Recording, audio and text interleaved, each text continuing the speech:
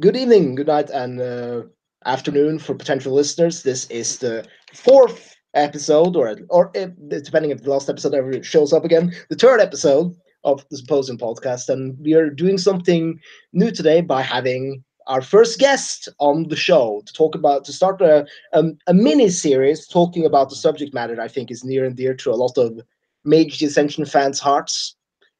Sorcerer's Crusade, a great game line for Mage when the Ascension War really begins. To be honest, like in the write-up, where we finally get to see the technocracy and the traditions in their infancy, as the Order of Reason and the Council of Nine Traditions, respectively, and we get to see Renaissance Europe and delve into subject matters such as colonialism, even at the time, and art and the trade guilds and all sorts of things. And today, to talk about this, I have a award-winning writer and notable person, Phil Ricardo, my trusty co-host that will Yay. teach me the things, and I have another trusty person, Victor Kitzer, who is a great man who he Yay. writes things and has his own podcast that it really was the inspiration for this podcast. Walking away from Arcadia, if I'm not butchering the title here. No, no, Yeah, that's that's the right. title. Yeah. So yeah, as well, usual, I will welcome both of you to the show, Thank and you. Thank you. Thank you yes, for having us. yes, you're doing me the favor, Phil. That's all I say every time. Uh, so I wanted to talk about just ask you, Phil, how Sorcerer's Crusade started, right? For how it came about, because I don't know that. I've heard a bit about how the Dark Ages game lines started, and it was like the Mm. whole like some people want to do an actual historical game, and more people want to do a vampire with dragons. hmm So So what was the mindset here with uh, Sorcerer's Crusade? the origin of it was, and I might have mentioned this on a previous podcast. I'm not sure, but anyway, when I had applied for the job, they sent me a copy of Mage First Edition in editing at that point. It hadn't been laid out, and said, read over this, tell us what you like, what you don't like, what you would do with it, what changes you would bring. And I added to that. I made up a wish list of books that I wanted to do or that I thought should be done for the line. And that wish list included Destiny's Price, Digital Web 2.0, or rather the original Digital Web, um, and The Fall of the Covenants, which is, I said, I want to do a Mage Mythic Age thing, but I want to focus on the point where the whole magic thing collapsed into the technology thing. And they were like, when I got there, when I got the job, Ken had said Ken Cliff was in charge at that point of Ars Magica, and which White Wolf owned at that time. And he said, we really want to do a Mage Mythic Age with a crossover with Ars Magica. I'm like, that's cool because I wanted to do that too.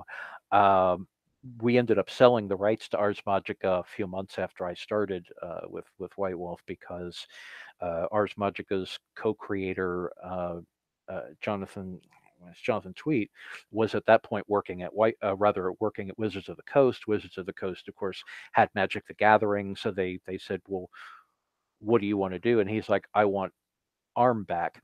So we sold it to them and worked out kind of a custody arrangement with various terms and terminology and ideas.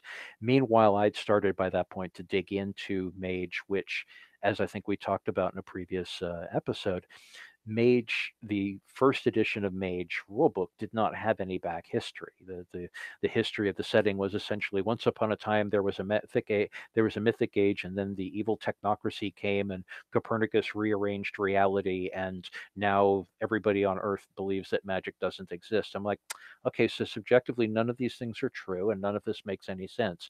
How do I make it make sense?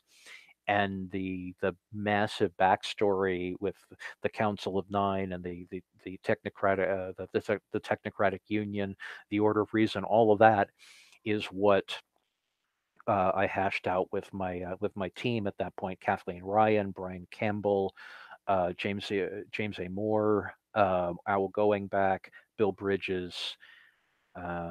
and Judith McLaughlin, and we gradually hashed out who was doing what to whom how in a way that made the core idea and the intellectual property make some sort of sense in context with magical history.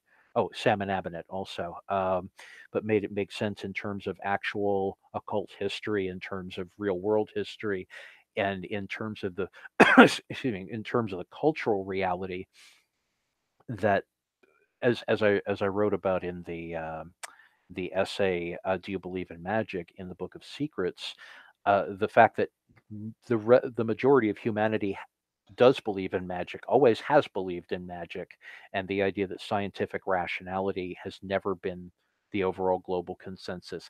Therefore, I took this idea of, you know, nobody believes in magic anymore, and everybody believes in technology, and turned it into these warring factions, and built this whole back history around that.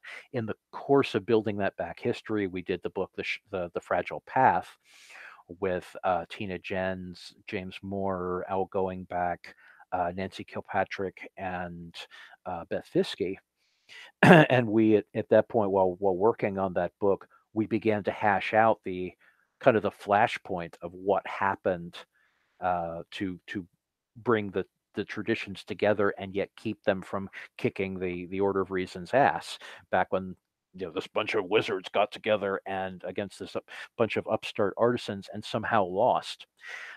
Drawing from the Akira Kurosawa's film Rashomon, we presented that book through 6 different perspectives to tell this story of how basically how magic and the traditions lost ground because of their own hubris, and that through the preceding centuries, or the rather the subsequent centuries, that the Order of Reason gained hold and eventually achieved dominance by the end, or rather by the beginning of the 20th century. And while hashing all this out, I'm like, damn man, I want to do a game about this. I'd already talked about doing Fall of the Covenants. That was one of my ideas from the beginning.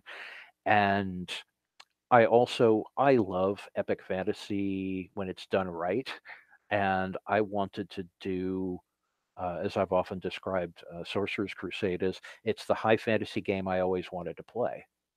So it took a few years, to sort all this stuff out, clean up the rules problems from first edition and so forth. By second edition, by the time I was doing Mage second edition, Jennifer and Rich Dansky and Ethan and I were working on Vampire of the Dark Ages, and that's, as you mentioned earlier, there was a massive schism in the offices between whether it was going to be historically authentic, not necessarily accurate, but a historically authentic low fantasy game, or if it was going to be Dungeons and Dragons with a better wardrobe, or I should say Ravenloft with a better wardrobe. Jen ended up winning that fight at high cost to herself especially, but first edition Dark Ages was something we were very proud of, and I said I want to build on that. And so by 1997, when I started working on Sorcerer's Crusade, which the name comes from Rich Dansky, because Fall of the Covenants was too clunky, and Mythic Age doesn't have the right ring to it. Richard Dansky suggested, what about Mage the Sorcerer's Crusade? And we're all like, yeah, that works. By the time I started working, it captures what the sorcerers, the mystics, were doing. It was a little bit of a crusade. Yeah.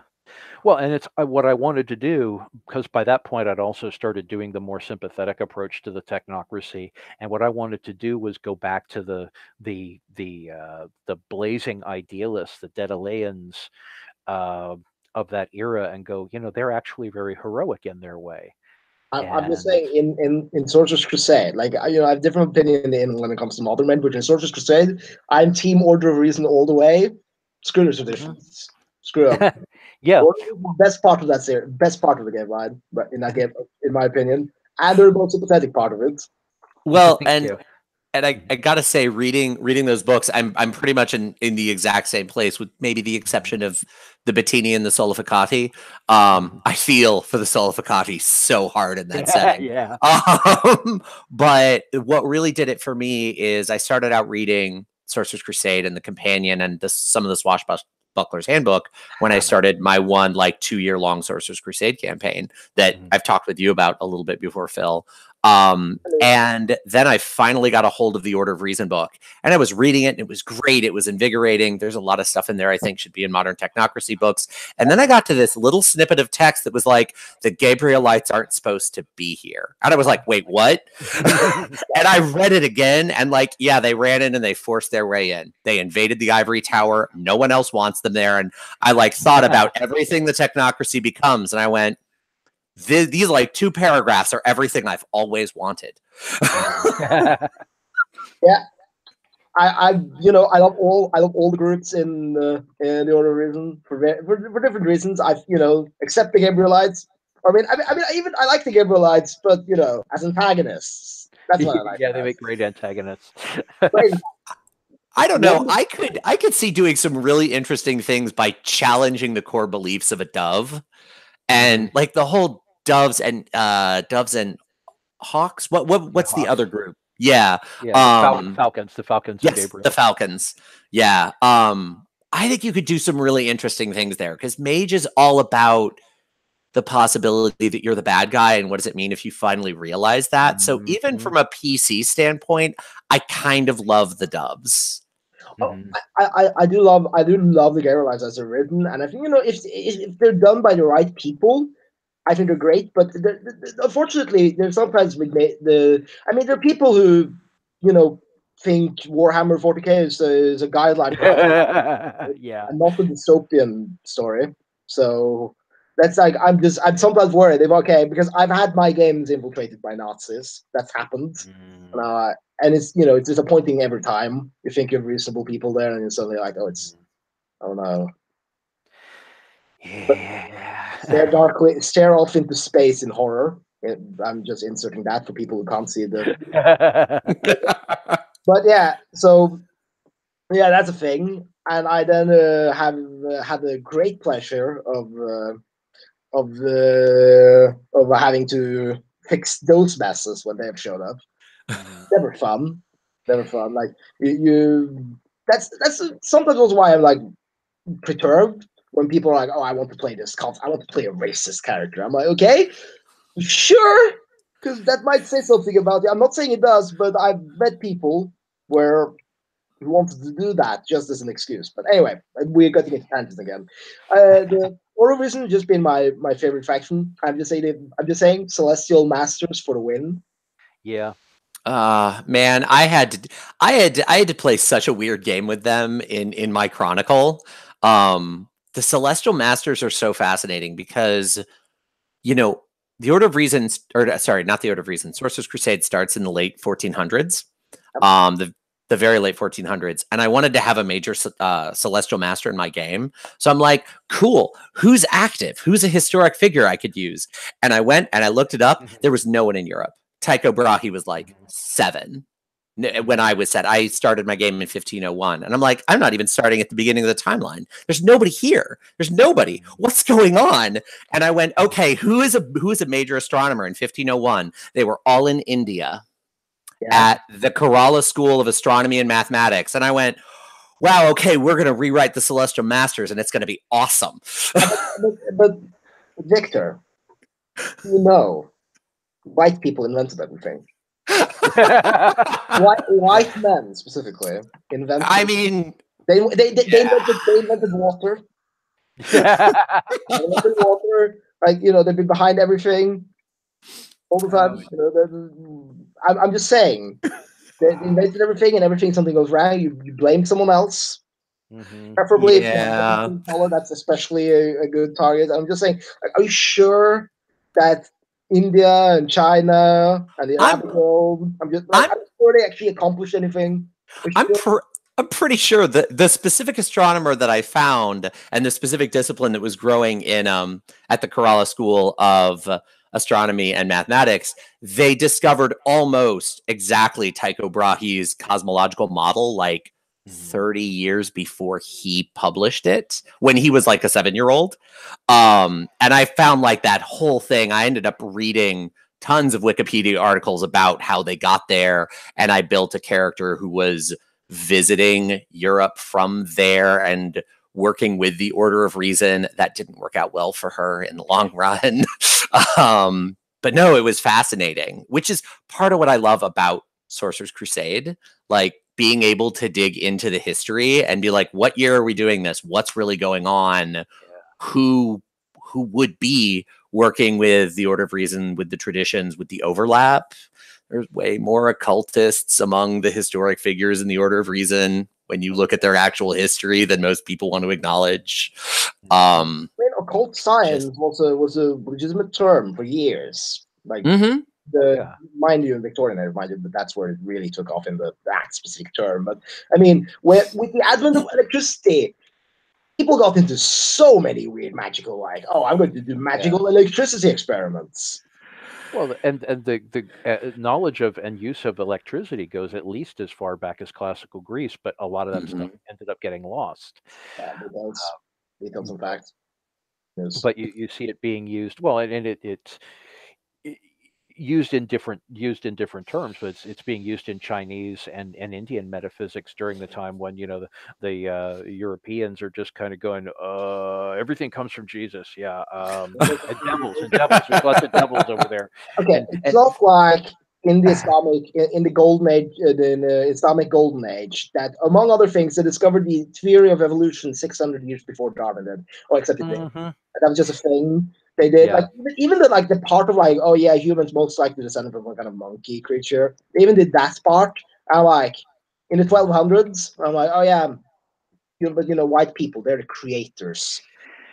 Just earlier today, I noticed a thing that somebody had on their wall, and it was a thing of the evolution of humanity, and it was I think it was like the history of humanity, but it was kind of like a comic strip thing of a progression of figures that went down from from cave people to the modern day, and it was somewhat actually it was fairly satirical,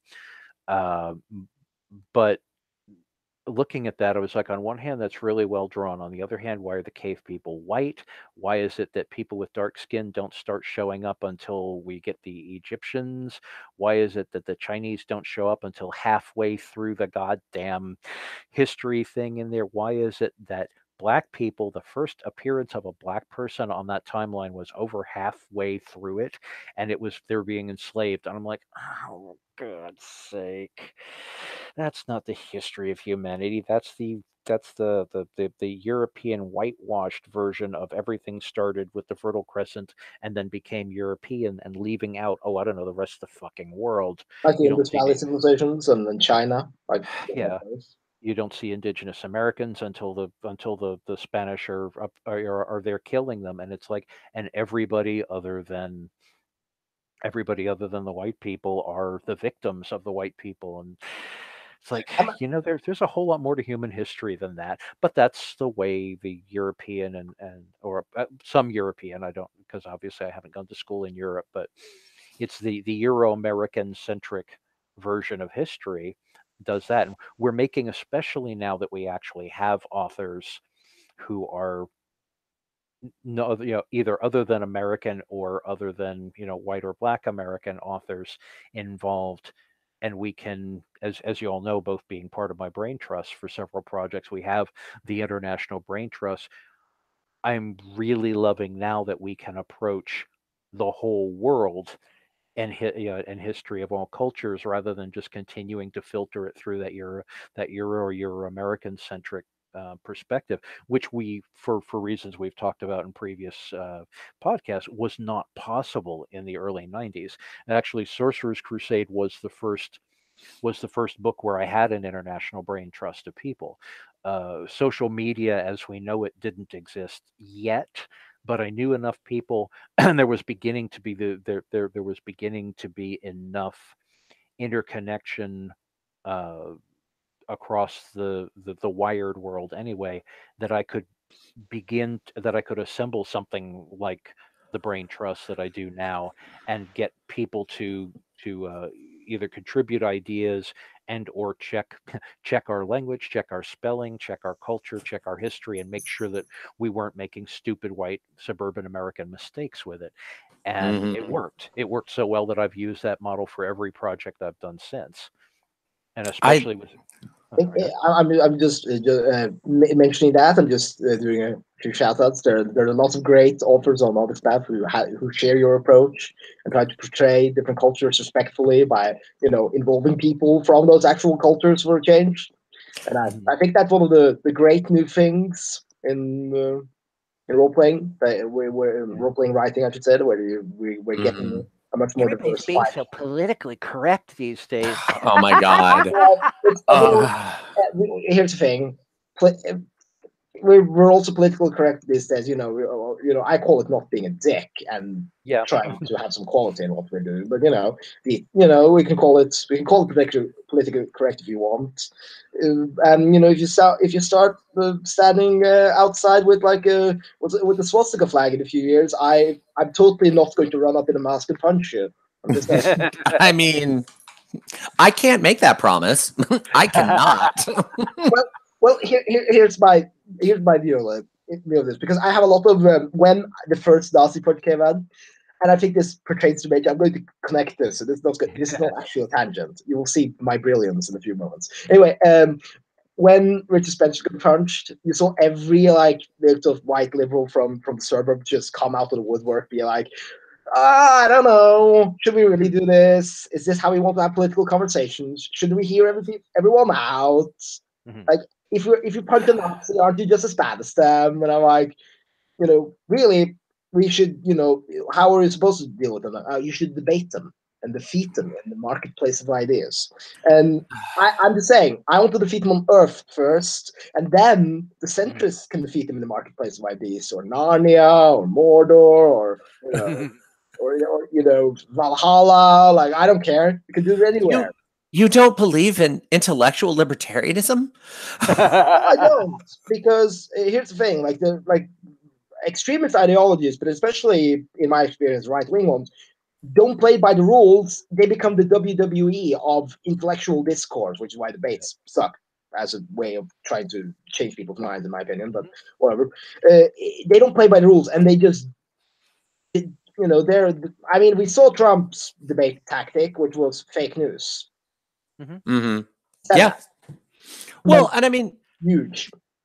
Huge. Yeah. I mean, debate has a place among a group of equals who have a social contract with each other. Yeah. If you don't have a social contract, like I had a really great exchange. I posted about it on Facebook with a few coworkers.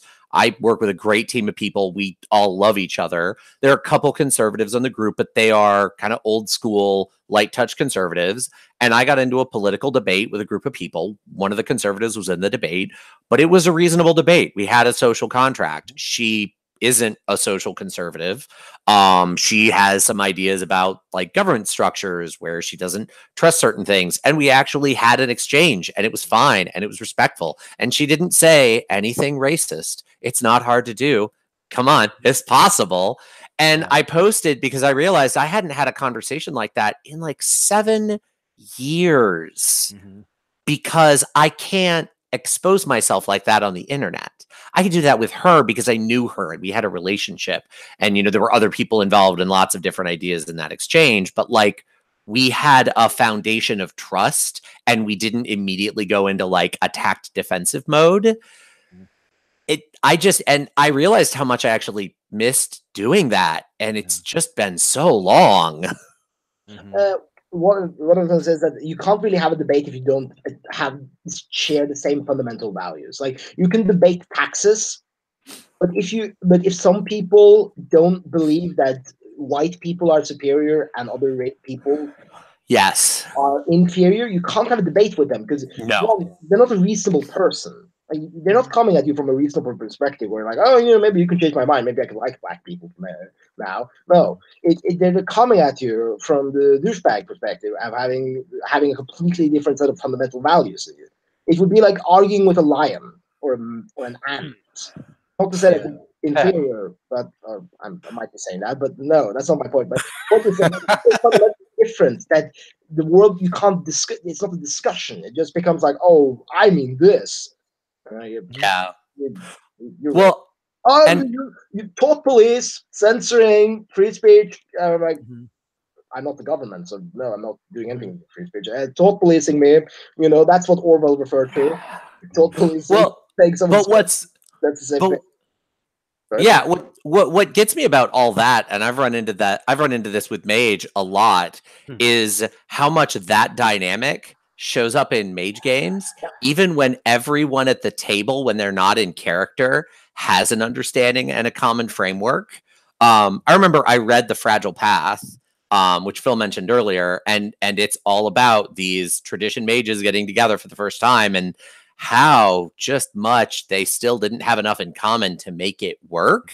Every time I get a new mage game together, unless it's like something I carefully design as a one shot for a con, but an organic mage game I get together, the first 5 sessions are everyone getting the Fragile Path out of their system.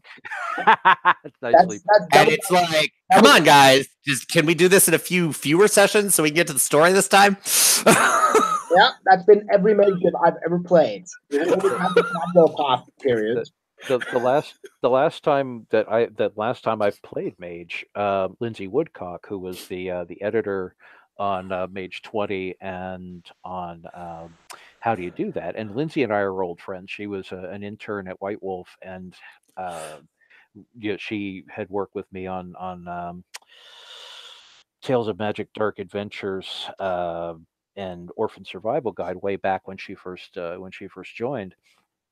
And so, we're talking about 2 people who really, really, really know Mage. Plus, my wife Sandy was involved as well, and then it was a few of Lindsay's friends.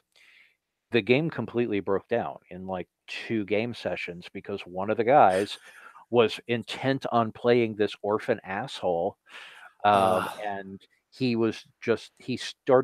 started off by picking a fight with mine and Sandy's characters. And we both, after 2 sessions of this, we went to Lindsay and we're like, we love you, and this isn't working because there's no reason that our characters would have anything to do with this guy. Yeah. I feel like that's a role-playing game problem, but it's like tripled in intensity with Mage. That was what I was looking at, is that the Sage War is just one big debate that's just gotten into the punching Nazis territory on both sides. But because like as both sides have kind of realized, you can't have a discussion when you don't have a common framework.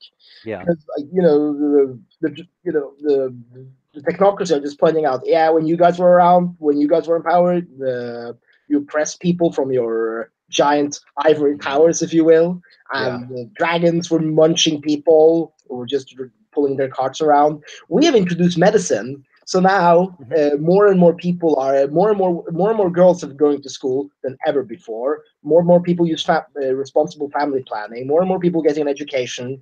The living standard is higher across the entire world. I'm just saying, we have this going. And then the traditions will yell about but you're oppressing you're oppressing the human spirit and stuff, and the technocracy just stare oddly at them, right? The technocracy goes, and the human spirit is an asshole. Yeah. The human spirit needs to be oppressed because otherwise the human spirit is a total dick. Well, one of the things that I kind of love about Mage, and I think it's the ultimate glorious irony of Revised, is you open up the Revised book and it starts with the technocracy won, the traditions lost, and it's just like this nihilistic tirade at the intro of the book, which, to be fair to the line overall, they did not stick with that intensity of tone for the whole line, but like they start with that's a message. And if you look back at the 90s and even the early aughts and where science was and where we had gotten with vaccinations and everything else, it kind of felt that way. Not like the nihilistic traditions in the mix, but like science really having made it. And then we had the last decade. For the longest time, I was a second edition. No, I'm not going to use this Avatar Storm guy. No, I include everything from Revised except for the stuff that was leading up to actual like end times, because I play that everything kept going. But I use everything from revised as history now because I think it's great framing for they thought that. Go watch the news for an hour, learn a lesson. And like, that's the foundation I lay my mage games on now. I mean, here's the thing. The scientists are just coasting by on their massive salaries. I mean, like 90% scientific consensus is just it's a hoax. Okay. I work in research administration. Don't take me down that road. We'll end up like explaining F&A costs. No one wants that on this podcast. That's false autism, despite all the research indicating otherwise, and that the research, really quote unquote research results that quote unquote proved that were falsified, and the guy who wrote that thing lost his license over that. Well, I mean, the guy who wrote that original article, as I understand, went back later and went, "No, this is awful. No, guys, don't. Oh, yeah." Except no one listens to him now because what he's saying now isn't as convenient as that article. It's like Alpha Wolf guy, back in the 70s. He's like, "Oh, Alpha Wolves," and then he goes back and goes, "Wow, I really screwed that up. Please take that book out of circulation." And his publisher's like, "What are you kidding? All the business people buy this." And he's like, "But it's wrong." And they go, "No. That human social hierarchies function exactly the same way as captive wolves, because obviously that's how it works. That's why you know how all those betas, that's a golden day, beta around, and then I don't get why cucks suddenly became a conservative like derogatory term. It just came out of nowhere for me, that one. Cucks and betas, and we don't have enough alphas these days, because alphas are real, alpha people. Sigh.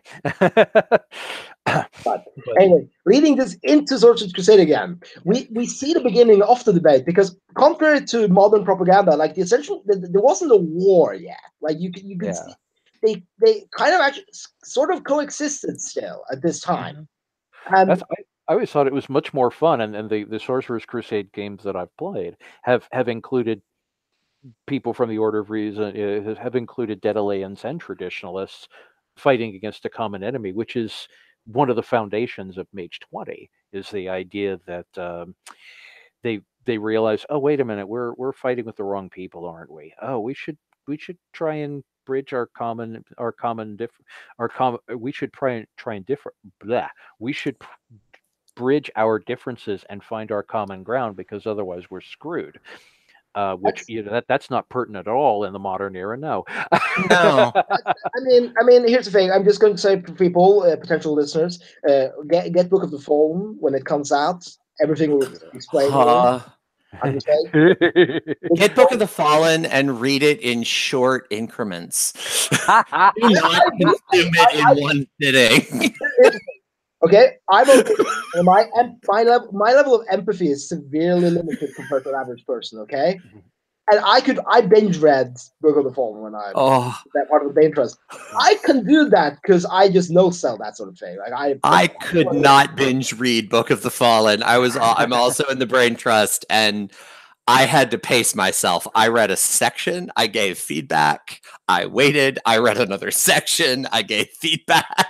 I love books. I binge read the thing. It's great, but I'm just saying, for normal people, the trigger warnings galore. This is a book you should read in increments, and it's great, it's amazing, but it's probably the darkest World of Darkness book I have read.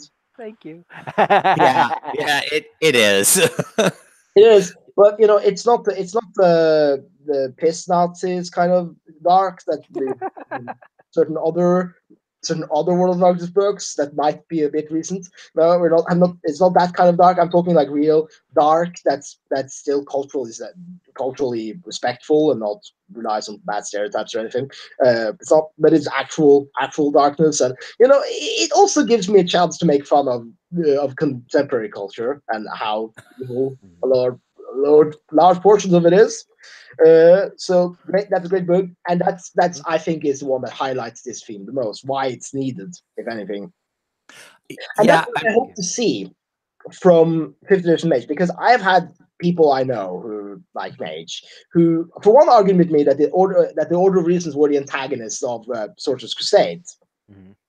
What? No. Yes, I'm like, No. no, they're equally playable. If anything, they are the protagonists after that time. I had this argument with someone where I made the point that, like, starting with Guide to the Technocracy, but also including Sorcerer's Crusade and kind of culminating with M20, Mage was moving more towards equalizing, you know, the traditions and the technocracy. And he actually came back with, yeah, it's like V20 where the Sabbat was totally playable. And I went, no, none of the story in Vampire changed about the Sabbat. What? It's about they're still monsters, okay? They're still horrifyingly evil people. They're just right that the antediluvians exist, if you want to do that in your game, mind you. But that's all they have going for them. Yeah.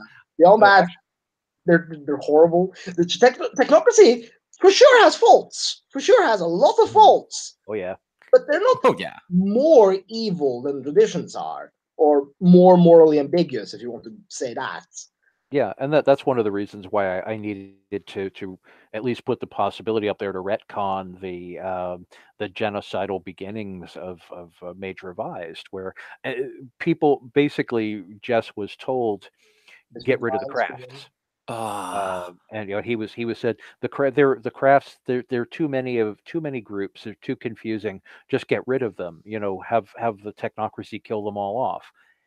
Well, anybody who knows anything about the crafts, you know, unlike the people who told Jess to do that, know that you're talking about tens of thousands of people, not necessarily tens of thousands of mages, but the groups like the Bata'a don't make All distinctions. the crafts, traditions, and conventions have support groups around them. It's not just it's the mages. That's it. Yeah, you're at that point you're talking about, especially when you're talking about a group like the Bata'a, you're talking about waging war on an entire ethnic group.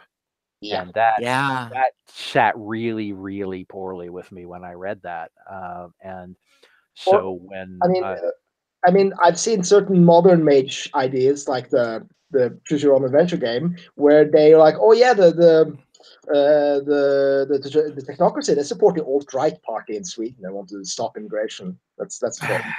Well, I mean, I'm both going to defend and admit that I really did not care for that game. I will defend that detail in that that was presented as hyper local, and the individuals in that game who were clearly meant to be technocrats were more local individuals in the setting than they were technocrats first. So, like, I read it as, okay, they're inspecting a local issue through the technocracy. The fact that this is the first thing out of White Wolf and they're not dealing with how inclusive the technocracy is culturally bothers me a lot. But, like, I can see the framing. The New World Order has the Collegiate of Gender Studies, which is proving to be a very fast-growing and effective group. But what I was going to lead up to is that I would do the opposite of what they did in that game with technocracy. For if I was giving magical powers over Mage 5, I want to fully not bridge the divide, but fully just like, okay, the technocracy are no longer antagonists. Like, we're done with that. The founder villains, if anyone. Now we're fully equal and opposite. I know Mage 20 basically did that, but I wanted set in stone so it could never be forgotten. I'm just like, yes. And I want the enlightened academics convention. Hint, hint. There's all, as a representative of the humanities, only the social sciences and the hard sciences have really real representation in technocracy, and I'm annoyed by that. Well, I want the humanists there. Random.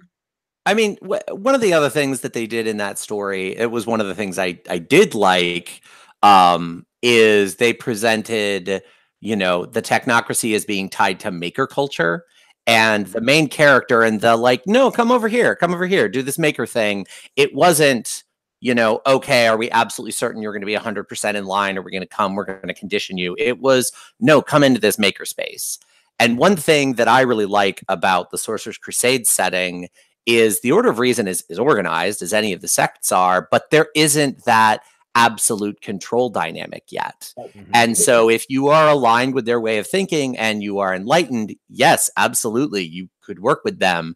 And I see so many spaces in the modern setting. One of the things I do love that Revise did was like, oh yeah, control. Yeah, what happened to that? Oops, who knows? Oh yeah, there's Because the control thing. Yeah, I also like that.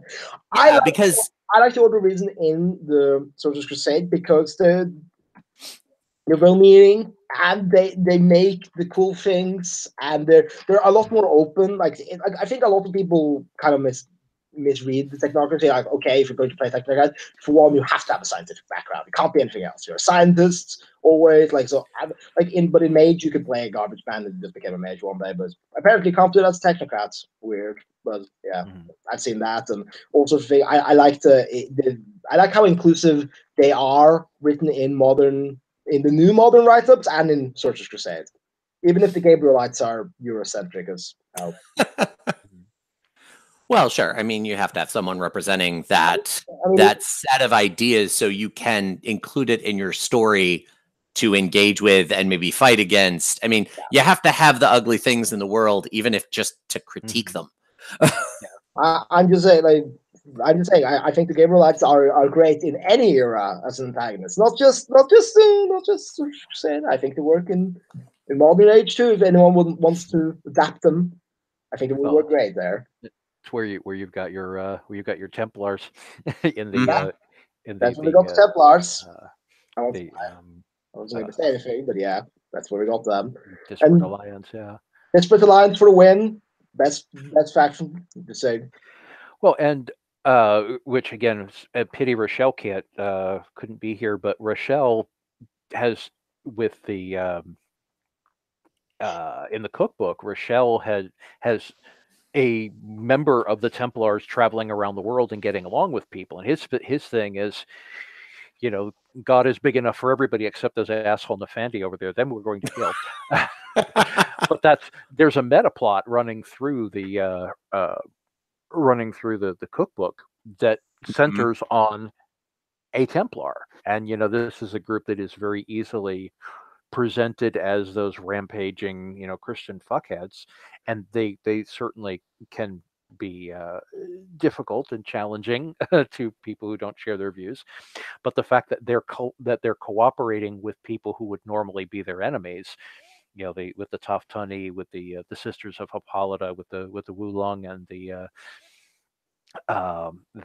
Hollow Ones, kind of points out okay, so maybe being fanatical crusaders is not such a great idea when we're all facing a bigger threat. Let's just kind of put aside our differences right now, and we can argue theology later. Yeah. Well, and I also really hope that we get a chance to record later with Rochelle also to talk about the cookbook, because I was chatting with her early on and she told me about that character. I ended up doing some writing on the cookbook as well, and it reminded me a lot of my mother, which is why that character Bernie shows up in the cookbook, and she's based off my mother. My mother was Catholic, my mother was devout, but she was also very willing to interpret scripture metaphorically because she understood the way the world worked. And so she had no problem with other people's beliefs and understood that they fit in and interrelated. And when Rochelle was describing this Templar's journey, we ended up talking a lot and bouncing ideas back and forth off each other. And it was probably one of the more, even though it was fairly short, satisfying collaborations that I've had in a while. Yeah, just to add on to that, like a small defense of Catholics on this broadcast. Even the original church fathers were very much on, a lot of them at least were very much on, like, yeah, a lot of this is metaphors. Like they weren't like, oh yeah, everything here is completely literal. The whole complete Bible literalism is a rather recent phenomenon. It's recent, and it's a Protestant thing, and it's a Protestant thing that comes specifically out of a particular American interpretation of the Bible. It would be completely alien to people the rest of the world, medieval world and the Renaissance, and yeah, and to the rest of the world as well. The for as much as the Catholic and Protestant churches were responsible for phenomenal and horrific acts of genocide, it was political. Yeah. I mean, I'm not. They used religion as a pretense for it, but it wasn't a you have to believe this thing literally, or we'll burn you alive. It's you have to pay attention to us and let us make the decisions for you, or we'll burn you alive. I mean, all of those things end up being political. When you Mhm. actually go back, at least to gospel, I won't speak so much about the Old Testament, but when you actually go back and look at what's written in the gospel that Jesus Christ supposedly said, it's like a lot of this just is not all of it. None of it lines up with, at least in America, what I think of as the main Christian lines. Yeah. It doesn't at all. At all. I actually read somewhere like a pastor had done like the Sermon on the Mountain, and a lot of the people in his church came up and were like they were offended. Yeah. Oh, yeah. Well, if you I mean, and to tie this in with Sorcerer's Crusade, Kathy Ryan, at least at that point, I can't speak for her spiritual beliefs now, but at that point, Kathy Ryan was very, very Catholic, and I was very, very pagan, and we debated a lot of philosophy and metaphysics, especially during the point where we lived together. But we were both. I think of myself as a Christo-pagan. I'm like, my metaphysical beliefs are very rooted in observing divinity as incarnated through the physical world, but I believe that the Christ had a lot of really powerful teachings. Whether or not the Christ was a person or an avatar of God, or completely or completely invented figure, there are powerful things coming through in those teachings that are worth preserving, even if you throw out all the original sin and all that shit. But what we wanted to do, and this is in one of the book breaks in Sorcerer's Crusade, where there's a Catholic monk who is he's writing his, he's transcribing, he's doing the illuminated transcription of that passage in, I believe it's Matthew, about my father's house there are many mansions, and he just has this revelation of that it doesn't mean there are big places where you'll be celebrated. It means there's room for everybody there, and he just kind of goes into this whole, oh my God, that's what this means. This means, and the backstory that Kathy and I worked out was that this is a guy from the Celestial Chorus who's been doing the, no, it's us, it's us, it's us, it's us. Oh shit, us is everybody, isn't it? Jesus said so. I just realized what this passage actually meant. This challenges everything that I believe, but I can't help but believe that that's right. And yeah. we had that passage, that book break being the point where a character who is very much a reflection of the medieval Christian church has a realization that the divine path is big enough even for people who he considered his enemies, and that was a metaphor and a kind of a moment, a reflection of how the traditions got together when you had these groups of dogmatic mystics going, we're all in this together, aren't we? Yeah, I guess we Well, have to make room for each other. and speaking to that process, you mentioned like original sin. I didn't learn what original sin meant to most Christians till I was out of college, because my mother had studied comparative religions. We sat down and had mystic conversations about Catholicism. Cool. And I remember like growing up and hitting the age where I should have gone to confession, being like, I've never seen you go to confession. Should I go to confession? Like, what am I doing? Am I doing these sacraments? What's going on? And my mother and I had this conversation, and she went, well, I haven't been to confession since like mid college because I'm not contrite about anything I've done in terms of confession. And we had this whole conversation about the purpose of confession wasn't to ask God for forgiveness. God already forgave you. We're done with that. We're finished. It's about walking and realizing you've done a thing that isn't up to the potential of what you could have done, and communing with God through the medium of the priest to forgive yourself and to atone for it. And she hadn't done anything that she didn't feel she could speak directly to God about and recognize and do that transformation within herself. And we also talked about original sin a lot, and original sin was never, oh, you're dirty, you're vile, something went wrong in the beginning. It's the realization that you're human, you're flawed, that's normal. And so when you look down on someone else, you have to take that moment and be like, nope, I'm just as fucked up as they are. Yes, like it's fine that like what they did is wrong and fucked up, but like, oh no, everyone is forgiven. And I'm screwed up too. Like there is an empathetic, enriching place for that. It's just not the interpretation. And again, it blew my mind when I discovered that was not the normal interpretation of original sin. Like associating original sin and shame in my mind took a long time to even parse.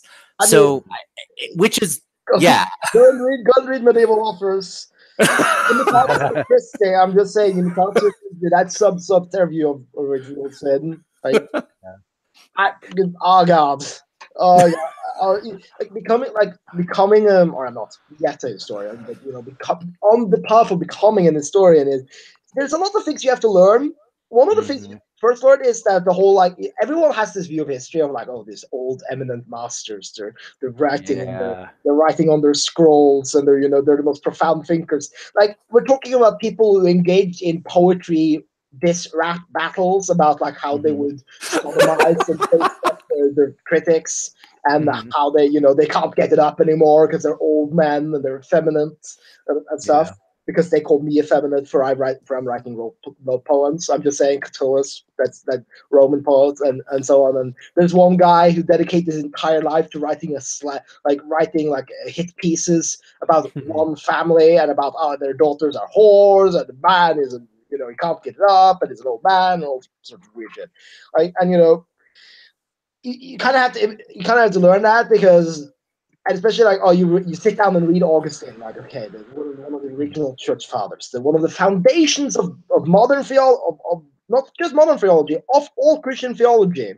When you sit down and read his things, and sometimes he comes with really weird arguments like, evil isn't evil; it's just the absence of good. So God didn't actually create evil. Because like that's his response to the whole evil problem. I'm like, yeah, it's not actually evil; it's just the absence of good. I'm like, yeah, you can call it that, but it's still there. Yeah. So you can see really weird circle logic and sexism. I mean, Aristotle is Aristotle is overrated. I'm just saying. Yeah. And women don't have souls. Fuck you, dude. Women don't have, and I mean, a lot of scientific writing was about how there actually is just one gender and women are just effective men. This was a very popular theory that lasted for centuries. And then chromosomes happened. Chromosomes happened, and you actually all started as women, so it's guys who are mutants. Okay. Yep. Yeah, that actually makes a whole lot more sense. Misinterpreting science or weird science. Like one of the things I like in Darkest is made, and I saw that continue into Sorcerer's Crusade, is that like the technocracy still like believed in elemental theory and stuff. Like not atoms. Like it's composed of the 4 elements here. That's how matter works. And I'm like, I love this. Yeah. Just reading that and being like, yeah, because atomic theory was not high on the agenda at this point. Yeah, chronologically speaking, in terms of the books, the shift toward the more, I guess, the kindler, gentler technocracy, really starts with. I kind of mark it from technocracy void engineers, which on one hand was going, so those void engineers, they're probably hanging out with Nefandi a lot, but it was also portraying the void engineers as idealists in a very strange place and a strange situation, as opposed to these evil oppressors of all things. And by that point, I'd begun to make the technocracy more of the idealists gone to an extreme rather than the mighty soulless monolith of first edition. And that was the approach that I was working with when we started doing Sorcerer's Crusade. Was I want to go back to the point where they're the idealists before they're corrupted. Guide to Technocracy actually came out later. And then, of course, Dark Ages Mage came out many years later. But I'm sorry, go ahead. Yeah, I was just going to say with the Void Engineers and the idealism, one of my favorite moments for that tension, because I remember when I played Mage back in high school and early college, it always being the, oh, will the Void Engineers defect? Will they become the new Sons of Ether? You know, and then when I bought the Onyx Path convention books, when they finished the revised convention book line, and in the Void Engineer book, there are these couple paragraphs where they're like, yeah, no, we know the technocracy is wrong. We're well aware. Like, we're also never quitting because you don't want to know what we're protecting the world from. And the traditions are cute and all, but they don't have a budget. So, and I loved that so much. Like, no, we know the NWO is evil. We're aware. But you know what?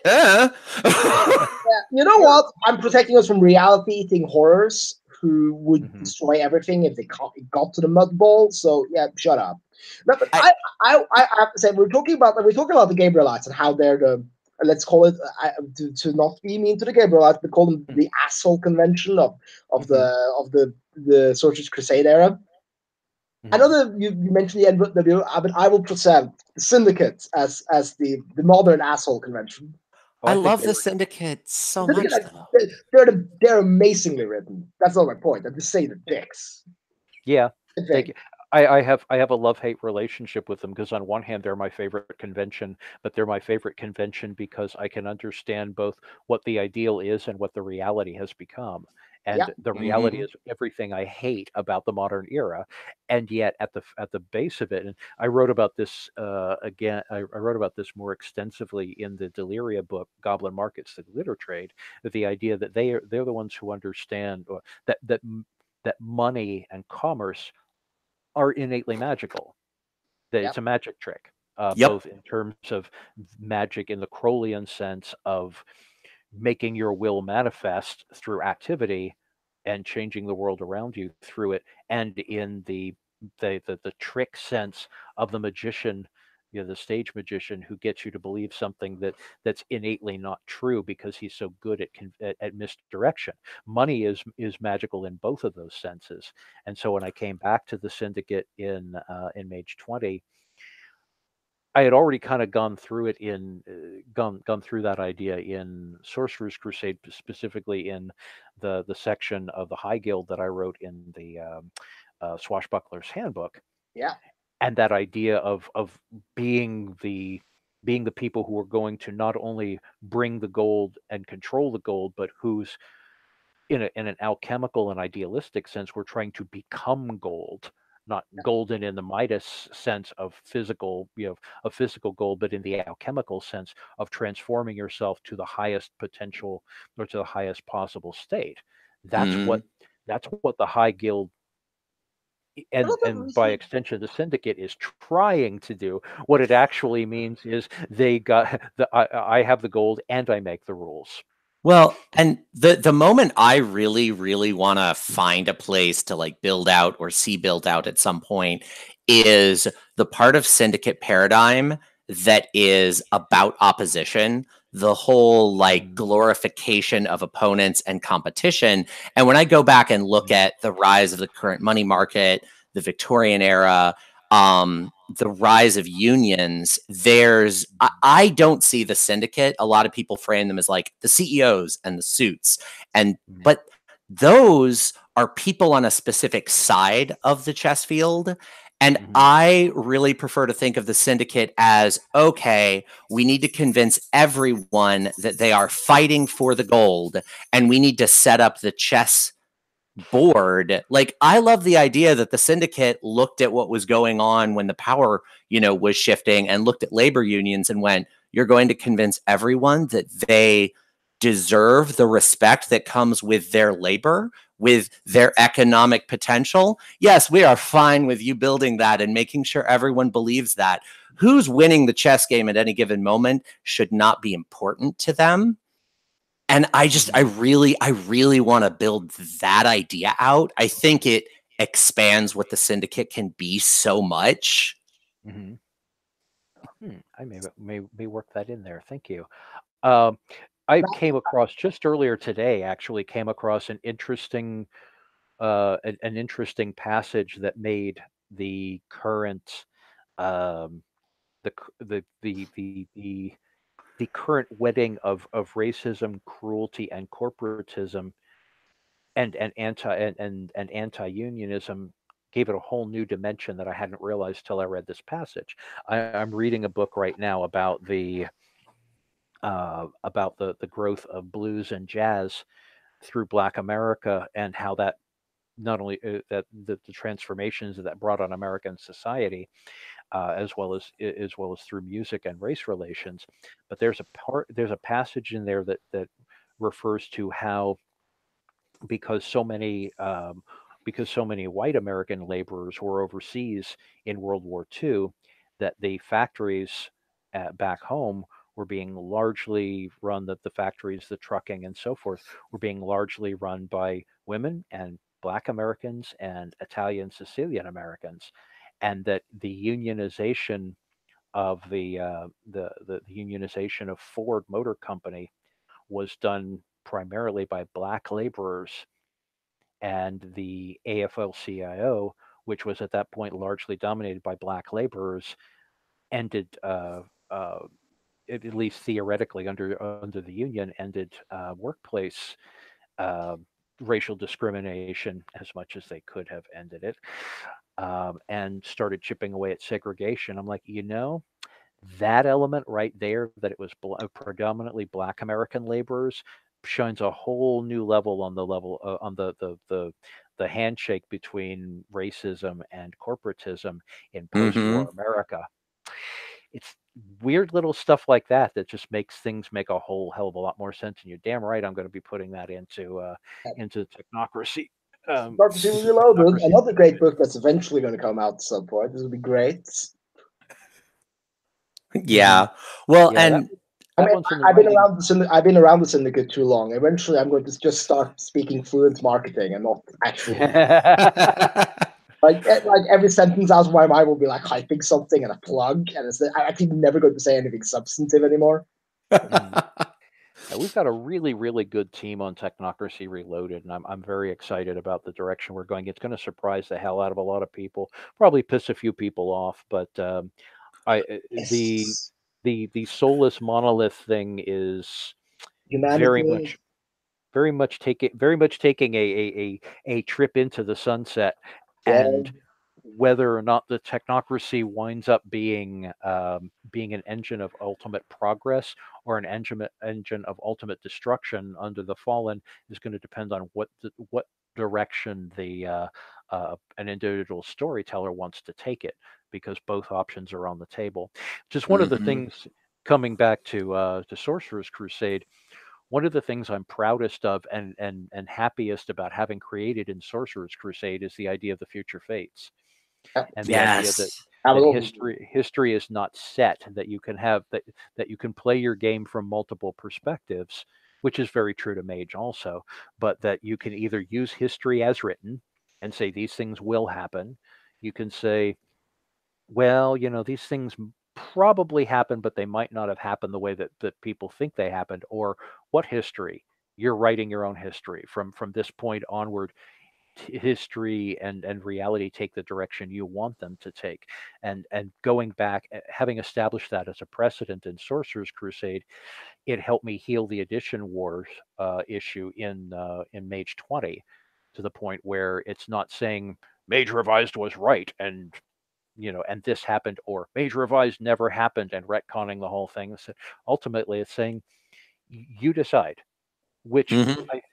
I think emphasizes a theme that I've reiterated to fans a lot, and through Mage books a lot in the last few years, is yes, the intellectual property of Mage belongs to whoever whoever owns the intellectual property of White Wolf at that week. The concept, the core of Mage, the heart of Mage, or the mind really of Mage, came from Stuart Wick, and that should always be remembered. I think a lot of the heart of Mage, and certainly a lot of the shape of Mage, came by way of me and my collaborators, but ultimately Mage belongs to the fans. That Well, Mage is Mage is what people want to make of it, not what we tell people it is. And we could also call the fans Strowlers, if you will. And Thank you. which focuses on the same thematic idea that magic belongs to everyone, not just in case you one idea. It has 3 episodes out on Amazon Prime. Not available. It's not available in at least in Norway on Amazon Prime, but it's available in the US on Amazon Prime. People should go watch it. It's culturally respectful. Has a lot of it does the most out of little you can ever see that you will ever see in a TV series, and it explores a really cool world, and it's open license, so fans can write things for Star Wars. Real, it's very similar to Mage Deception and carries the same ideal as Phil just mentioned, which comes up in Sorcerer's Crusade 2. Thank you. Yeah, that was part of my work as the story team and development team on Strowlers was just trying to keep it from being too much like Mage. Well, and I mean that's tricky because Mage hits so many universal themes and it's so malleable. So with a lot of the other games, it's very clear, like, oh, these terms, these things are very vampire, they're very wraith. Wraith definitely gets into some area that's unique to it and not ghost stories. The line where it ceases to be Mage and becomes something else, I've always felt like that's more of like a gradient sometimes. Yeah, that's accurate. Mm-hmm. Yeah, well, part of what I wanted with Mage and what I've been doing with it since '93 was making it so that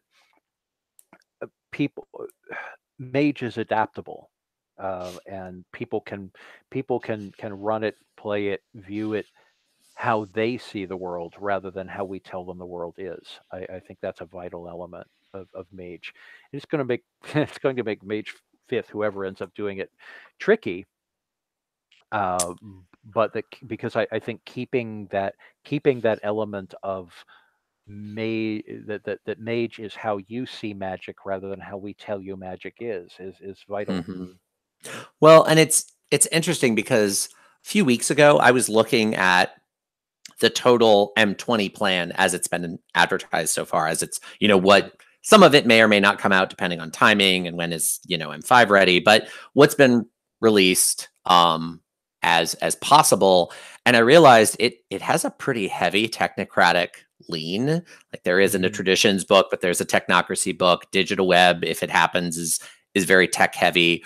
Rich Bastards, I know, crosses the groups, but like the Syndicate is a thing, and they're the ones with that money as an actual paradigm. So there's clearly, a thing there. And then a lot of even books. And I thought that's really kind of funny. But then I looked back at the previous editions and I thought, the traditions have had some very solid time in the sun. So this kind of makes sense. I like the idea that each edition, instead of saying this is what the game is now, saying like, okay, let's shift the lens and look at one thing Mage could be. We don't have to shut everything down, but we're gonna inspect this now, and that's fine. To me, that also makes an overarching canon that keeps extending. That's all useful. Like I can go back and get other books and still use them in my current game, even though they're not M20 books, because the thematic parts that inspected other things still work. Like I think that's one of the biggest strengths of Mage, even revised when a lot of the old fans didn't like it, but it brought on a bunch of new fans. I think that flip and then reconciling them all together is part of why the fan base is so huge now. And that you were able to thread that needle as well as you were with M20 is a huge accomplishment. Thank you. I actually think, go back to Sorcerer's Crusade again, but I actually think Sorcerer's Crusade was what I would say is the first, if you use the example of social alchemy earlier, which has been actually been an increased focus of both New World and all the World of Darkness games over the years. You see it even in Mummy the Curse and other games, where you see that ideal coming again, not just physical alchemy, but the whole social alchemy and alchemy on a world scale, not just actually turning lead into gold.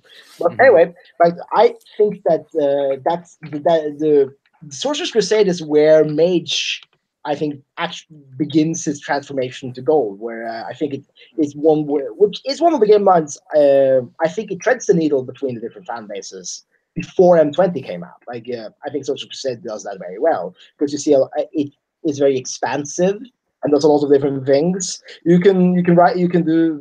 It's more diverse than I think, like for example, Revise was, where Revise was a very specific thing, or it tried to be a very specific thing compared to M20 and Sorcerer's Crusade. I don't know if that argument was at all coherent, but let's pretend it was. Well, and nod sagely to it. I mean, part of what I loved about running Sorcerer's Crusade, I started my game in Venice because everybody really just wanted a quintessential Sorcerer's Crusade game. We had just finished a Mage Chronicle that everyone had mixed expectations, and it kind of fizzled. And I was going to take on storytelling, and I went, all right, what's on everyone's bucket list? What do you want to play? We didn't really have the Mage bug out of our system yet because the last Chronicle didn't complete.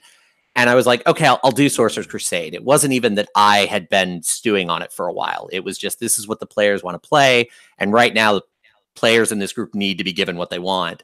But when I got into it, like we started in Venice and I wanted to do this deep, intricate political game. We did that for a while. And then we started moving for lots of reasons, having to do with weird player makeup things and settings only working for certain players. But what I discovered is like we went from Venice and then we went over into India and then we like traveled through China and went up into Mongolia. And the game was able to just become completely different things every time we moved. And it was always Sorcerer's Crusade. And I think that's an enormous power of the setting, more than I think any other game I've played, maybe even more than Modern Mage. It's very malleable because the time it's set in is so malleable. I loved that about running it. If things got kind of stale, I just went, cool, we're going to shake up the whole game. And it's going to be great for a while. And, we can do that. I also found a lot of stuff from modern Mage games or modern Mage books worked better in Sorcerer's Crusade than I expected it to. I'd read that Void Engineers, revised convention book, and it had a rote in it about reality formatting. And it had reality formatting for like, we're formatting other planets and space stations and pushing physical space out into space. And I was running Sorcerer's Crusade, and everyone was like, let's do a high seas game. And I went, wow, that's exactly what the Void Seekers would be doing. Like that exact rote. They're doing the exact same work. Like the personality and maybe like the corruption of power scale has changed. Like the Order of Reason was fresher and management hadn't become so problematic, but like it's the exact same work. And I loved pulling some of the modern themes and effects back into that time setting and watching my players react to that. Oh God, no, this is still just the technocracy. Well, crap. Speaking of cool effects, I actually think that the Order of Reason book, but also like in Sorcerer's Crusade, presented some of the most creative technocrats / Order of Reason effects I've ever seen, because a lot of sometimes you can some of the and not to disparage technocracy, but sometimes the technocracy effects or rotes or whatever you want to call them can be very like, oh, I point the jingamajig and I shoot the lasers. I like, for example, like, or I use the teleport phone booth or whatever. Like I like, for example, in the one of my favorite rotes, which really just opened my eyes to how different Mage could be, was one reading a lot of the high guild stuff, but also reading a Kisfari effect, where basically instead of teleporting like a mage would do, they just broke into a place using had special rope training and climbing. I know how to enter into buildings, so you connections tree. You, instead of teleporting, you break in somewhere. Yeah, the Kassir are one of my all-time favorite creations. I love the hell out of them. Oh, they're so great. I was building in a whole big Kassirify plot near the end of my campaign that unfortunately the player that I tied it to completely flaked, and it made it kind of fall out of the game. But I love the Razors. They're so good. The Razors are amazing. They're great. But I also like but this game is also doing something. I did also something which some people has complained about, Phil. We could talk about that complaint today, and how valid, quote unquote, it is or isn't. It's this game that kind of starts we can call it the PCification of Mage, because you see a lot of different groups, right? They're different names because cultural complex is a thing. So the Char Celeste rather than just a celestial chorus, and they in the Dark Ages made messianic voices and so on. You saw, and I don't remember what the name for the what would become the Cult of Ecstasy later. What the name? Sahaya. The Sahaya. Yeah, the Sahaya. That was the name in this time period, right? Yeah, and they're different names for different religions because I'm just saying Chinese, Indian, and the different groups wouldn't have English names. That's all No. I'm just mentioning that. The Goma, the Mazambabwe. Yeah. Yeah. Mm-hmm. And that I think Sorcerer's Crusade will started that, and that's what I appreciated with M20 too. When you're like, yeah, some of these groups wouldn't call themselves this, so here's their actual names, or there's more culturally appropriate names. Mm-hmm. Yeah, that was when my biggest complaint when I had the when I applied for the job, and they said, what things would you change? And I said, this is really, really white suburban American. And I mean, it wasn't exclusively white. Travis Williams was one of the major designers on Mage First Edition, but it was really suburban American, very, very white view of the rest of the world. And I said, this is not the way the world is. This is not the way the world works. And so from the beginning, and unfortunately, our talent base very early on was exclusively, aside from Travis, was exclusively white. But as soon as I met people like Owl Going Back and, why am I blanking?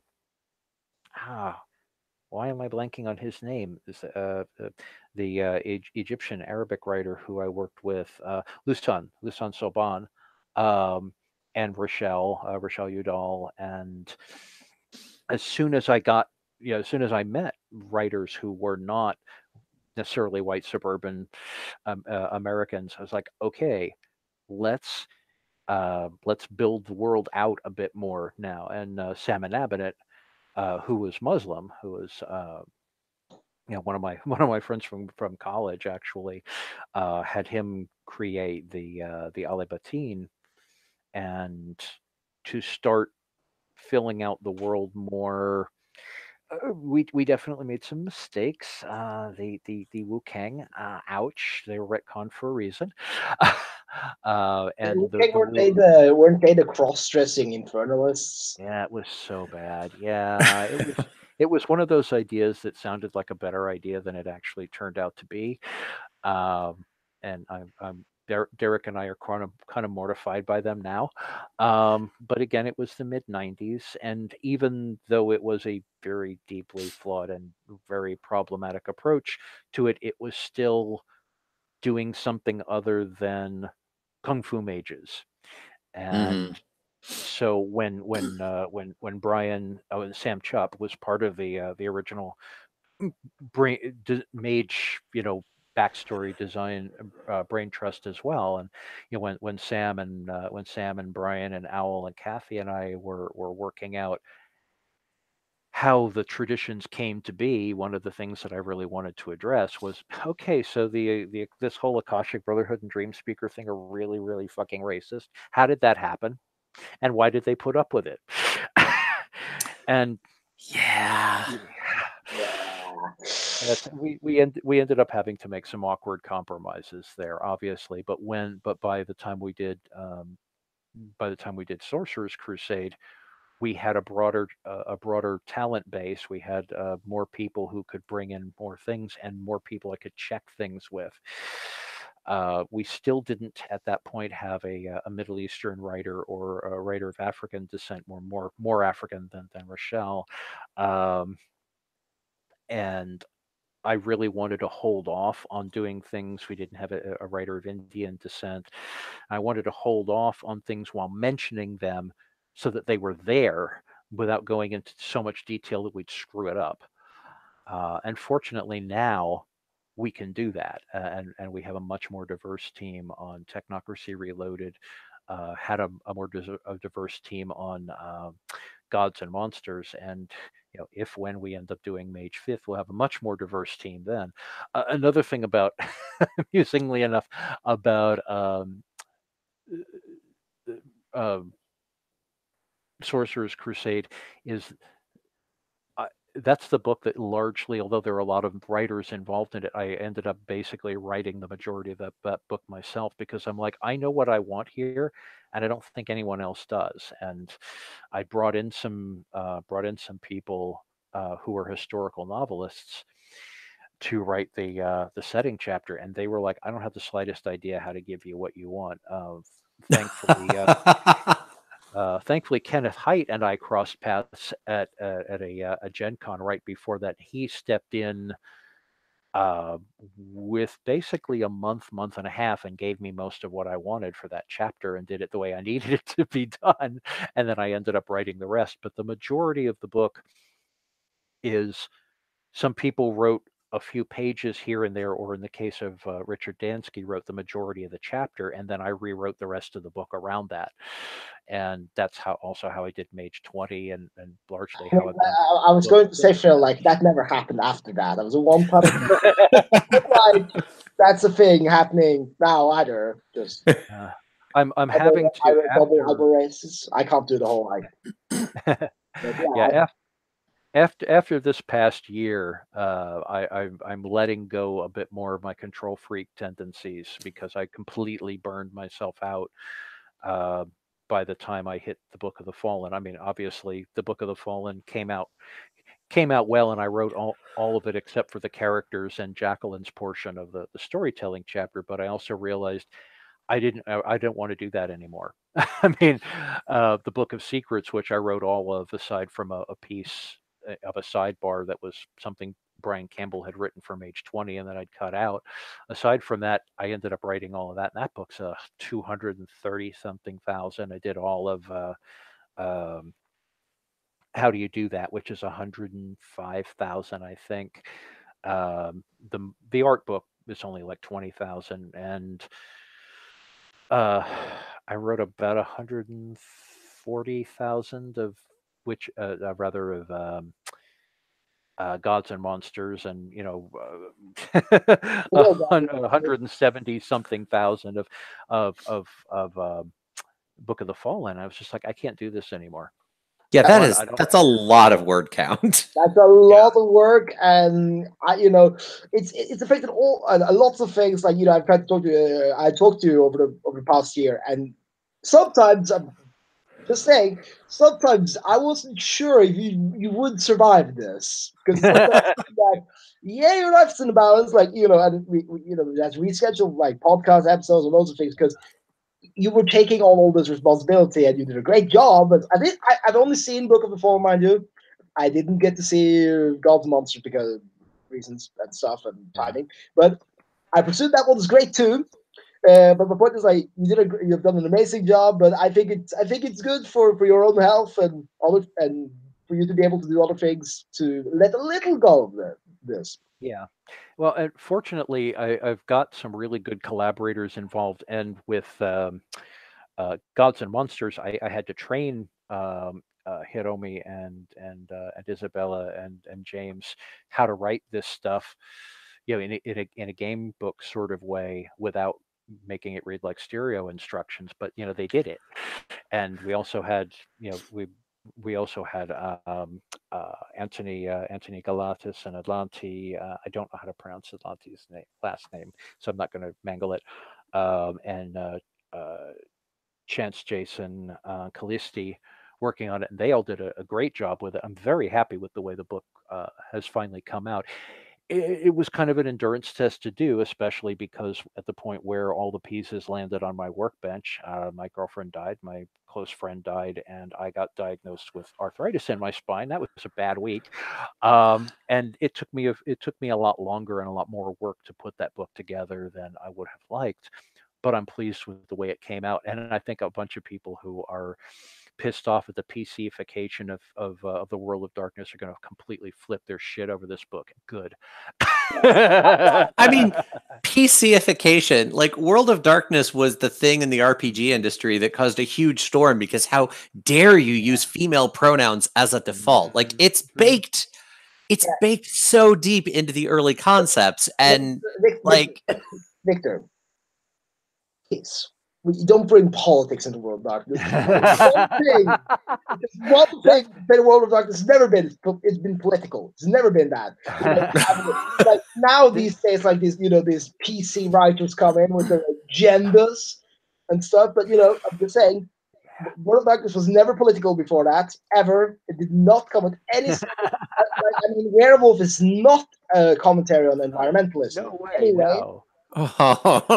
This whole conversation has that whole thing has been so surreal. As somebody, I mean, I've been working on the World of Darkness since 1992. I went to college with Andrew with Andrew Greenberg, the original vampire developer, and Bill Bridges, the original werewolf developer, who's still very much a part of the World of Darkness. And it's just surreal to have people, especially people who weren't even born when we were doing this stuff, telling us what we meant. I'm like, excuse me, do you know how many queer people were involved in designing Vampire? I'm not outing anybody, obviously, but a number of them are out. And it was the to have people, screaming that Onyx Path has ruined White Wolf because they brought in the political correctness. I'm like, first of all, a lot of the people involved in Onyx Path were the original White Wolf. Yeah. And secondly, what the fuck books have you been reading that you didn't see that this has been here the whole time? Phil, like nerd culture, nerd culture made in the 90s and before that was never political. Okay, it's only in 2010. And it's especially, I'm talking about Star Trek, for example. Never never political. No, there were no half white, half black aliens in Star Trek. No, never any political things. There were no space hippies. Star Wars, never anything political there too. Yeah. And not like the prequel trilogy is a comment on neoliberalism and the rise of fascism through liberal democracies. Not that. Yeah. I mean, and the Empire is not a veiled, very, very thinly veiled reference to Nazis or anything. The helmets don't look at all Nazi-ist. No. Oh yeah, not at all. Not at all. Okay, there's not politics in any like superheroes. Never been political. It's not like they weren't created by a bunch of Jewish guys. No. Question of gay people or anything. I'm just saying. Yeah, there was no polyamorous triad of a man and two women behind Wonder Woman. No. Oh no. Oh, those are some of my favorite stories. How there was no such thing behind them is actually one of the best stories ever. And and here's the thing: nerd culture has always belonged to white men. So it's only natural that they're always right, and that there's never been involved. Especially conservative right-wing white men have conservative right-wing men. Because right-wing men have always been loving nerd culture the most, obviously. So there's the ghost of a teenage English girl who'd like to talk to you about that one. No. But science fiction and like science fiction had no women writers in it at the start. Okay, like this whole representation. There's too much representation in media these days. Yeah, like it's never been before. There's people like I mean, a lot of these people who come with these complaints that I'm now satirizing. I'm convinced that if they'd lived like 50 years ago, people would be like, what's next? They're going to say blackface is racist now. Everything is so offensive these days. Seriously, they would be like, a blackface isn't racist. People, they would say that. I'm convinced. Some of them will probably say that now. It's just, and it's surreal from both directions. I mean, I'm sure you both saw the thread a week.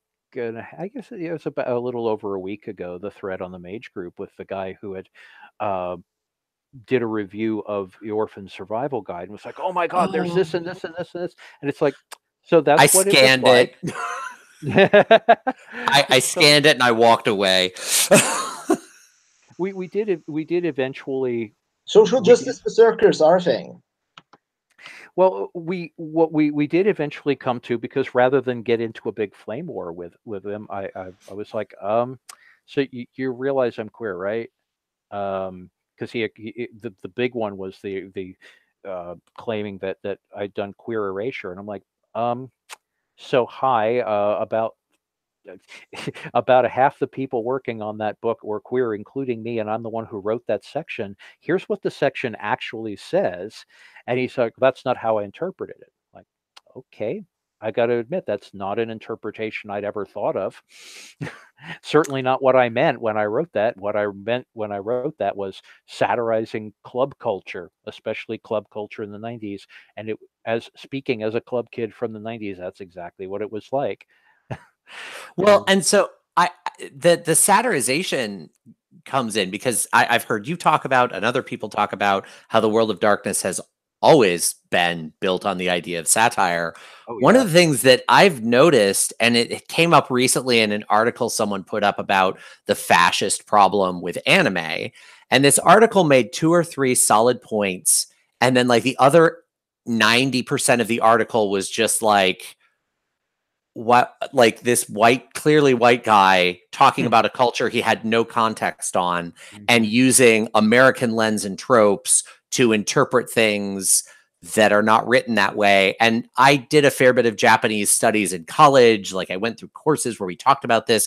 I still would not speak as an authority publicly at all because it was just undergraduate work.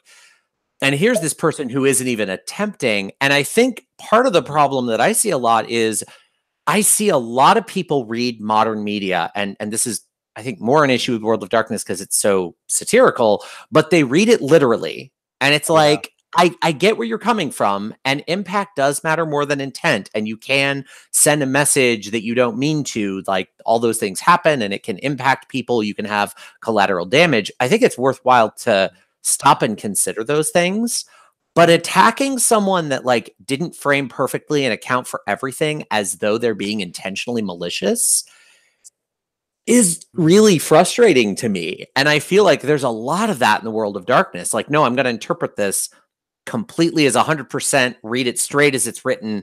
There can't be anything satirical. And it's like, except no, that's not how any of these books are written.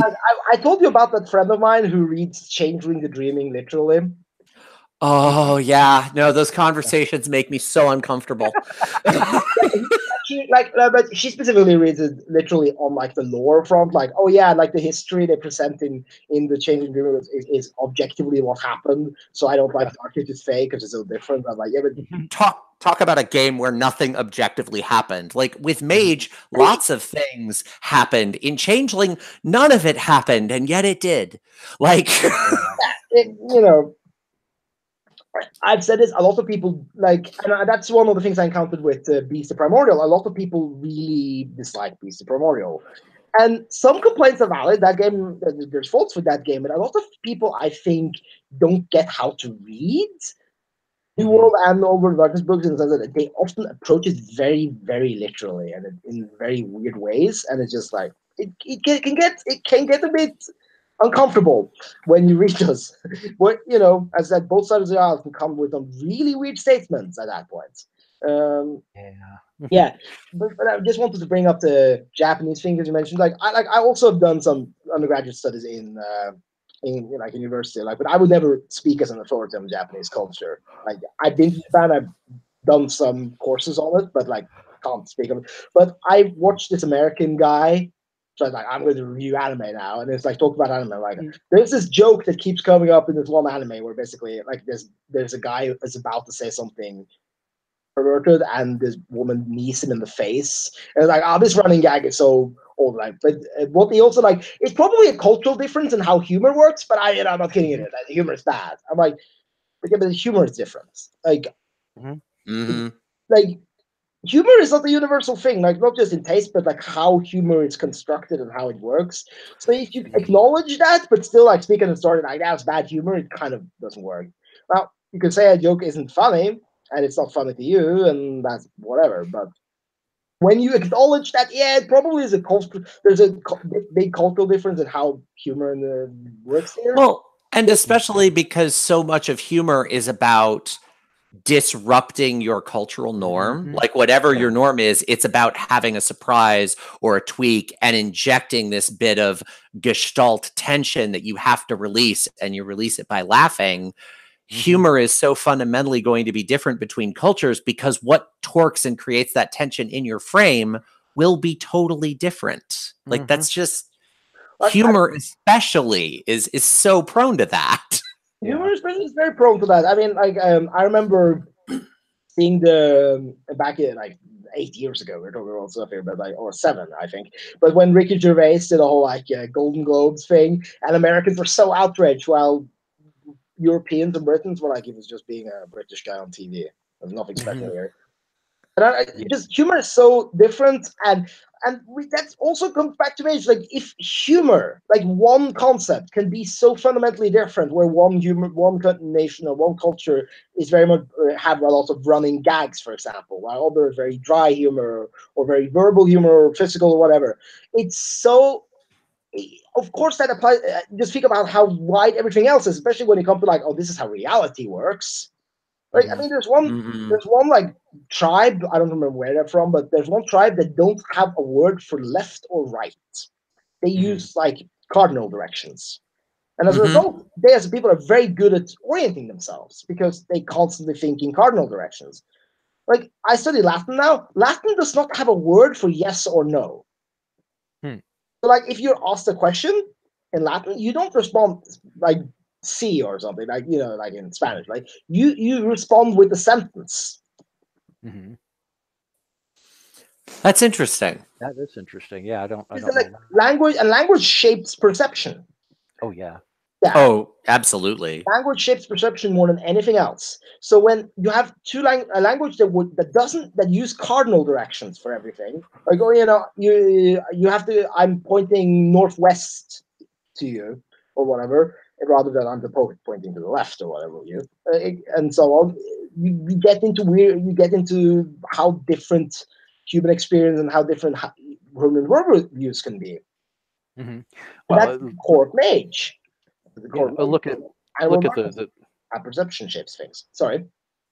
Oh, I was thinking about the Hopi and the Navajo with the code talkers, and the reason they were able to invent a code that nobody could break was because they were employing not only languages that the Germans and Japanese didn't understand, they were employing cultural concepts that were completely alien to the Germans and Japanese translators.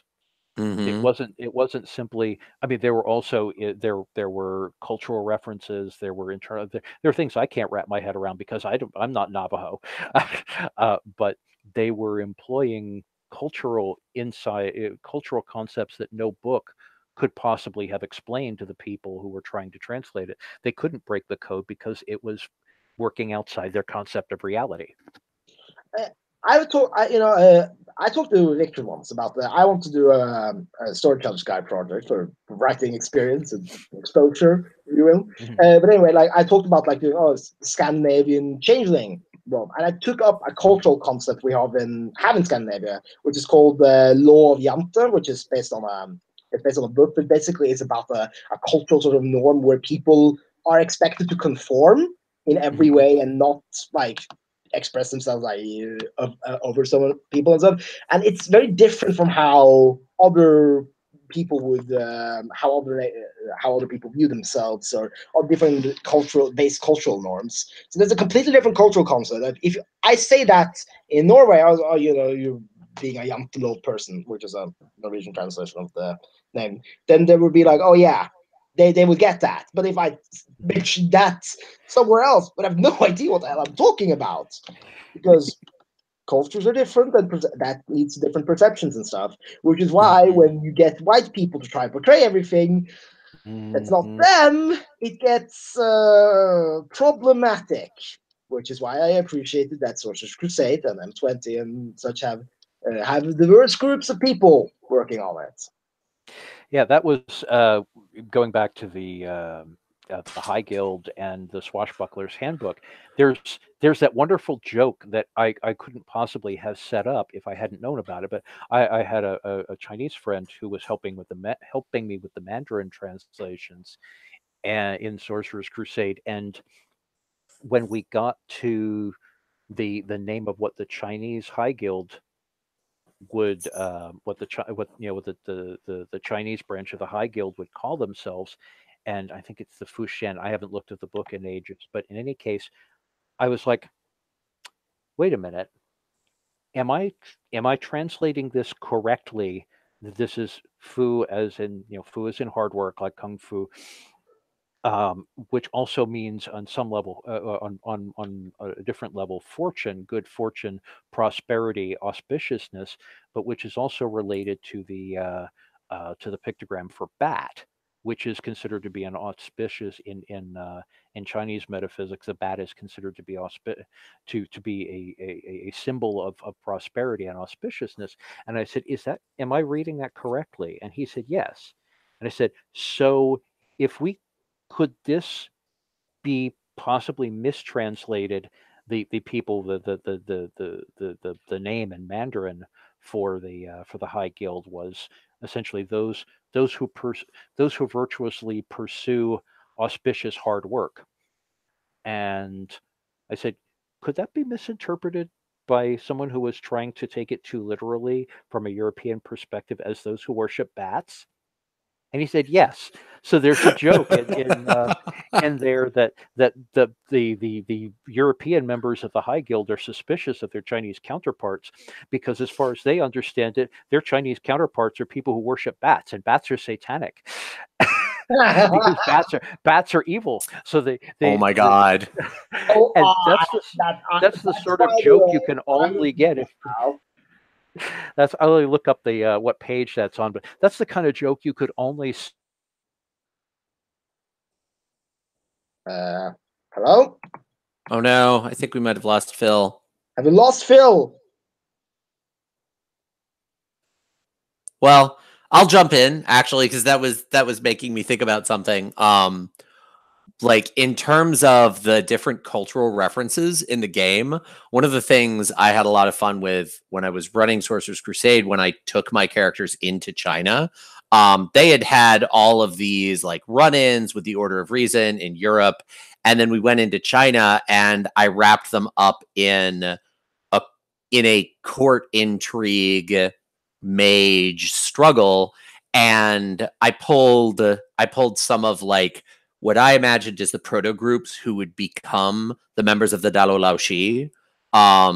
And it was really interesting having what were effectively Chinese technocrats working with Wu Lung, who had this weird contentious relationship with the Akashayana, and there were two of those in the group.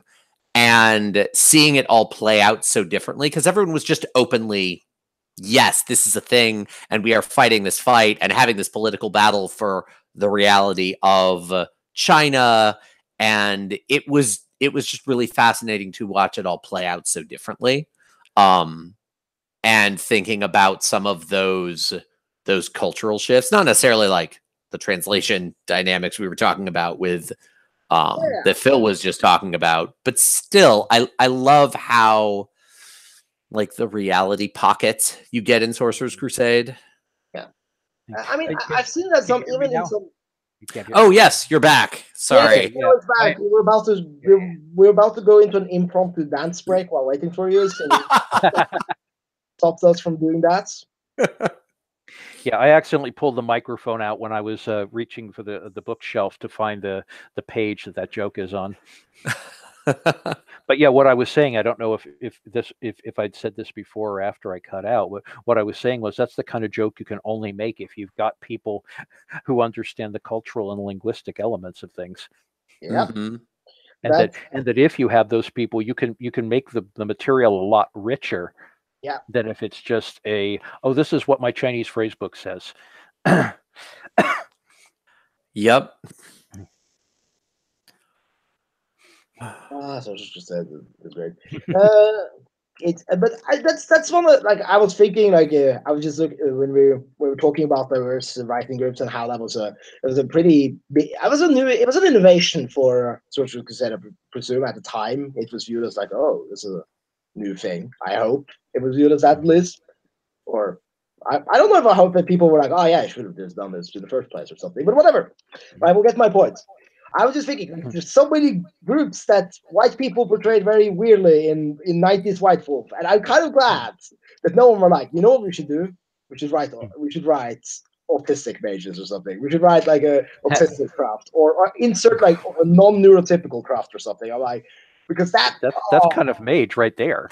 Yeah, I mean, I can't really picture most mages as neurotypical or typical in any way, really. Yeah, well, there's actually a sidebar about that in the Book of Secrets, in the section on mental merits. I've got a sidebar about neurotypical conditions, neurodivergent conditions, and what that actually translates to, and how no mage would qualify as neurotypical because it's literally doesn't work that way. No, I remember when in Book of Secrets, like you have some characters that show up, like there's some extra characters with arts like Ash Paul Ten Sticks. Yeah. Yeah. Example, and some people I played Mage with were like, oh, but these people are so weird. I'm like, yeah, Yeah. weird people. Like you can't see them walk down the street. I'm like, depends on the street you're walking down, man. They just are like by their nature weird pocket groups. Like Vampire is a game where normal people show up. Like Mage is where the weirdos are. Like even like with the Syndicate with like yuppie culture or whatever it's called, like the 80s, like I'm thinking like American Psycho or Wolf of Wall Street type thing could show up there. Like, but even those are subcultures by their very nature of being such a close-knit and elitist group. And same thing with all the other ones. They're all weird groups. No one's normal here. It's funny actually, because the first time I played Mage with one of my current partners, he read through the books, and the book he had access to at the time was revised. M20 had not come out yet. And he went, I hate all of these groups. I can't play them. They're all insane. And I went, wait, what do you mean? And he went, no, they're nuts. Like, they're all completely nuts. And I was like, oh, you don't totally grasp what's happening here. And I like talked him through things, and I showed him Sorcerer's Crusade. I showed him some write-ups from some other editions. I really like dove into the nature of like the belief and everything. And now Mage is hands down one of his favorite games. Why did he specifically? What? Didn't he get the consensual reality bit where they actually believed this, or why? Why did he think they were nuts? So this was also his introduction to the World of Darkness. Like, first game, World of Darkness, was a Mage game with like an old White Wolf developer, me, another guy who had been playing World of Darkness since the beginning, and like an old Ars Magica player. And that was his intro to World of Darkness. And so we were all just like, we're making mages. Here's the book. Go. We're all ready. And like, that was his prep. So I'm willing to say he probably missed a few snippets that were necessary to make the puzzle fit together. Can you all hear me? I dropped the connection there for a second. Can you hear me? Yeah, we can hear you. Yeah, I had to reboot. Not reboot the computer, but reboot the connection. It dropped out. But good, we're all here again now. Yeah. It's one of the things this is a tangent again. I mean, we never have those here, so forgive me. But one of the things I've enjoyed about World of Darkness is the ability to play normal people, and I know that kind of fell away in Revised specifically. In trench coats. Anyway, but I like the idea of just playing normal-ish people, just thrown into a weird ass world. Like I read D6 Star Wars the other day. Like, because all other Star Wars games are like, oh yeah, you're playing the noble or Jedi class, and like, I want to do a Star Wars game where you play social activists. You're like, oh yeah, well, I'm going to go and oppress corporations. I don't oppress, but I'm going to go and protest corporations and do like Standing Rock stuff, but in space. I'm the sort of person who like, I want to see a video game that's Schindler's List in space, but like, not literally Schindler's List in space, but that sort of thing. Because I believe you can use visual fiction to very, very succinctly portray modern and historical, social, political issues. Yeah, and people will get it. And it's not going to be that like, oh, you can't talk about that in the Holocaust. Offensive. You can't bring that up. Like, art has to portray things that people don't buy. That's hard.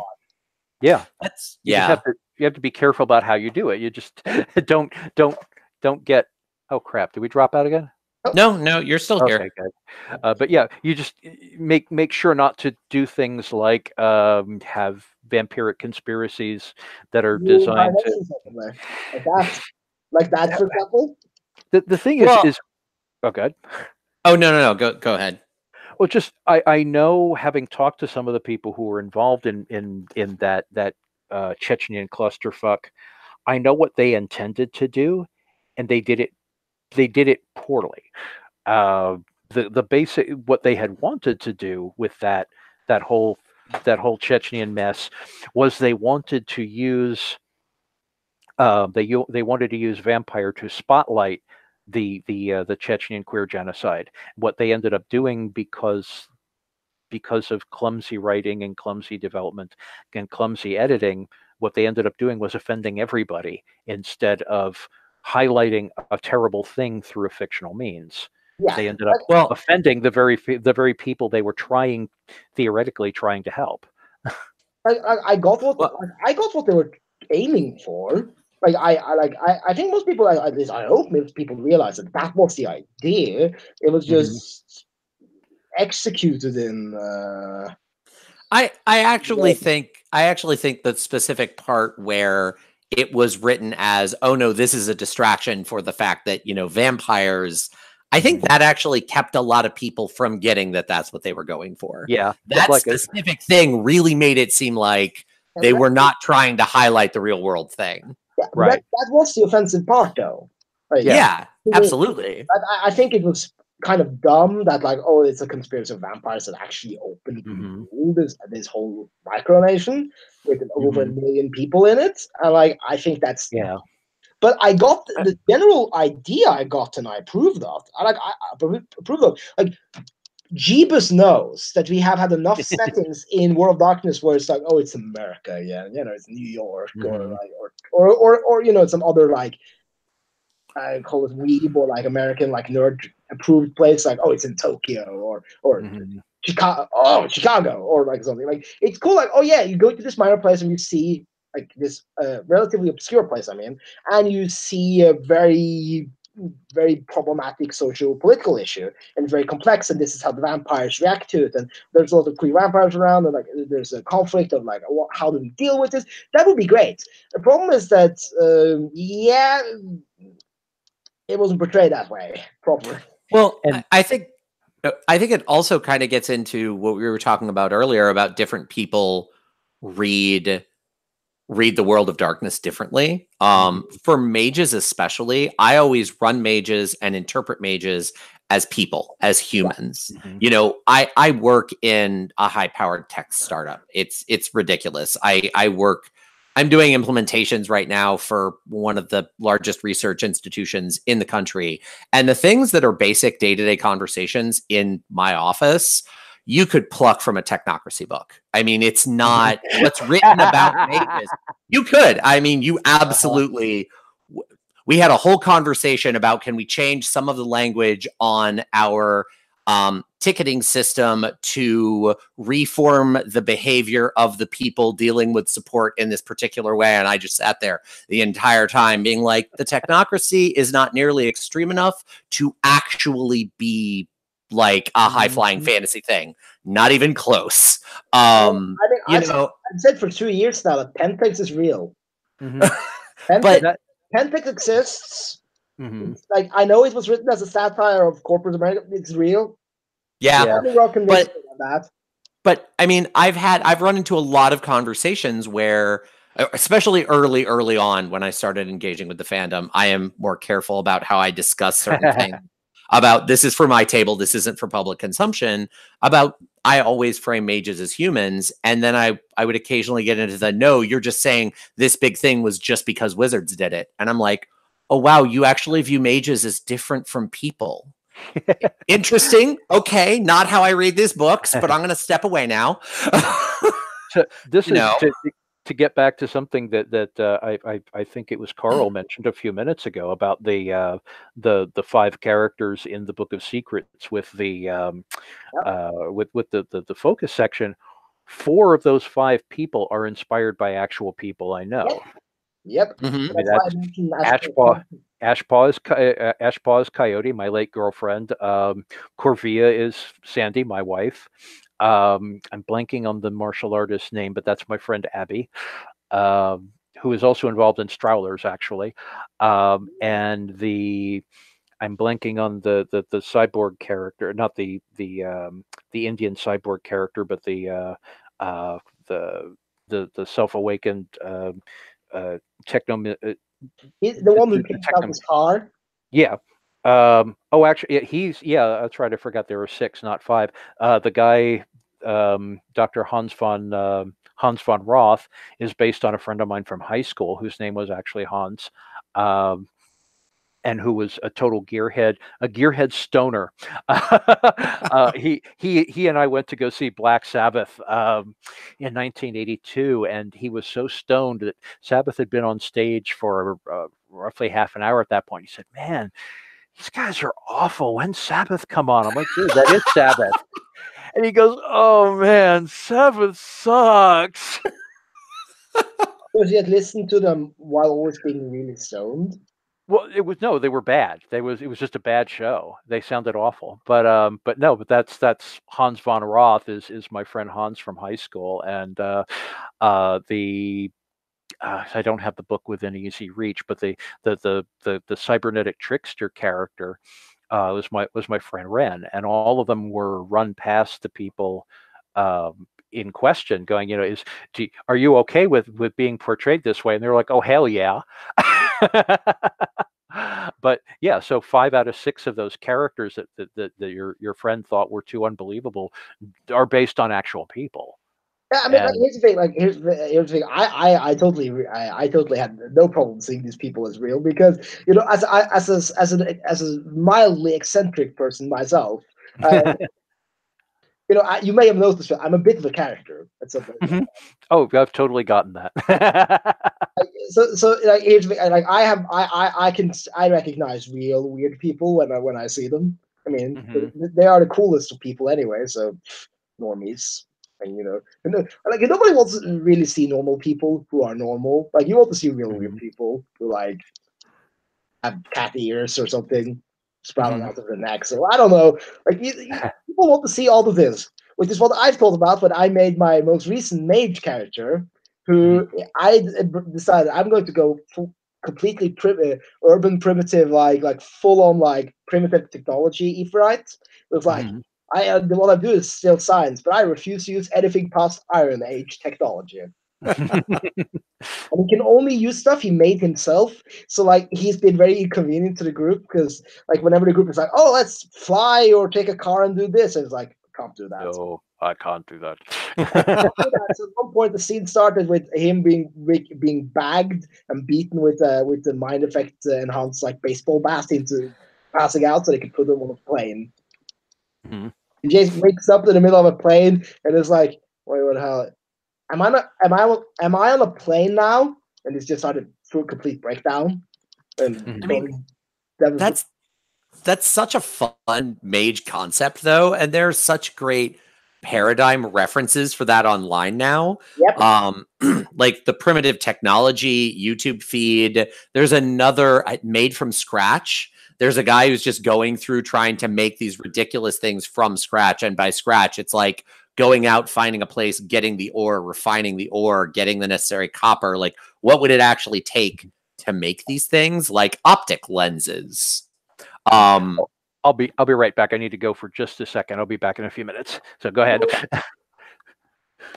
But yeah, being able to jump in and use some of that stuff, because when you watch those videos, they're very mage. I mean, that's very much how I imagine instrumentation working. Oh yeah, they're extremely mage. So like I won't like the first scene with this character. Like I was like the Knocracy was going to grab up the character, and I was being picked up by the other PCs because he's new to the game. So we were like having a car. Like he was forced into a car. I made a willpower roll because like he's not going into a car unless he absolutely has to.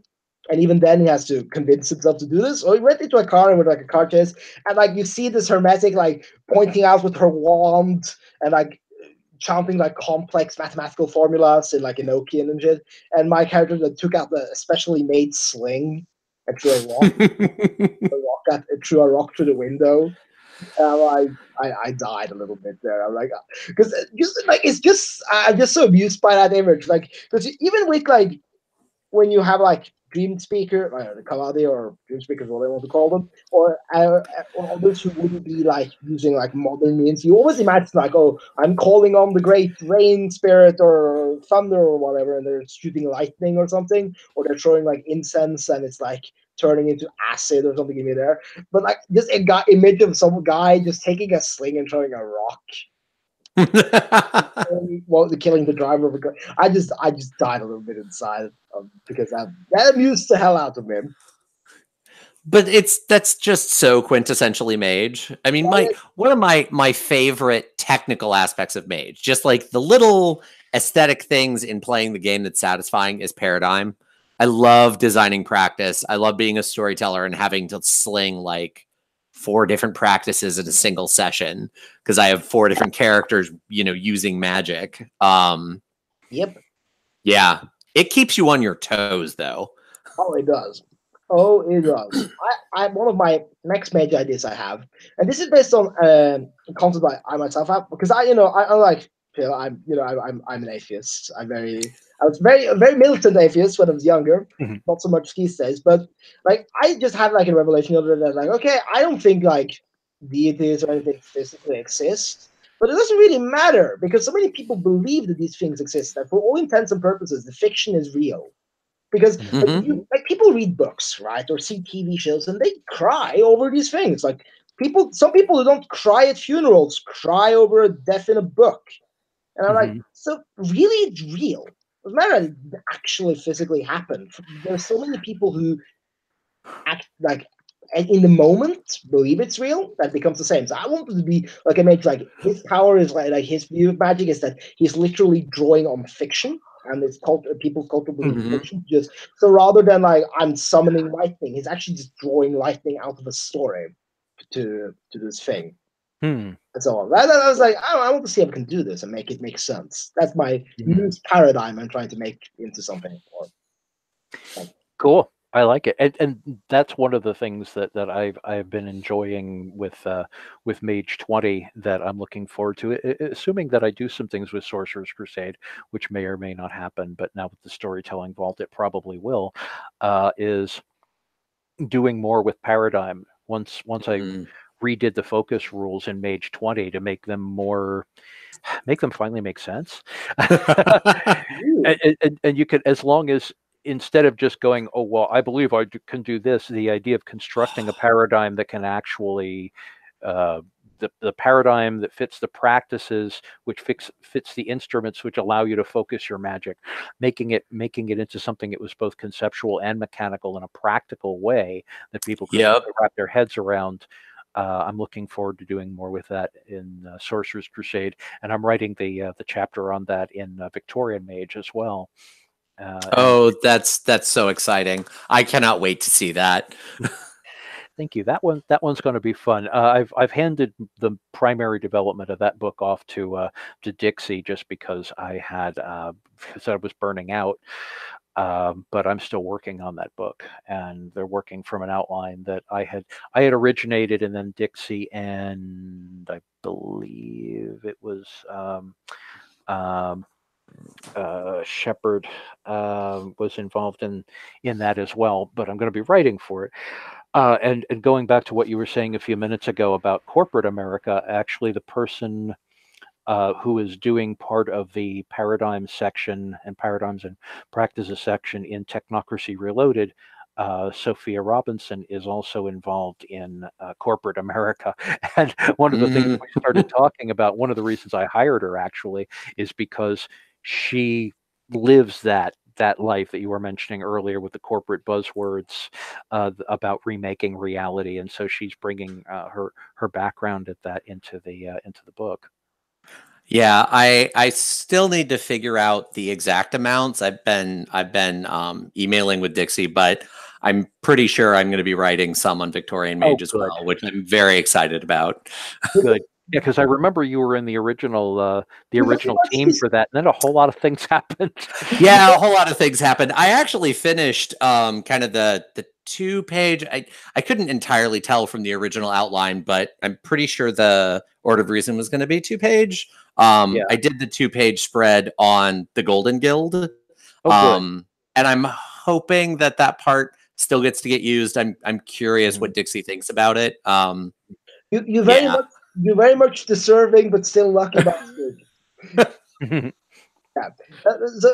Another reason to pick up Technocracy Reloaded when it eventually shows up, and it's gonna be great. I just hope that the Disparate Alliance book gets revived now that the Swedes have been toppled. But they do still own it.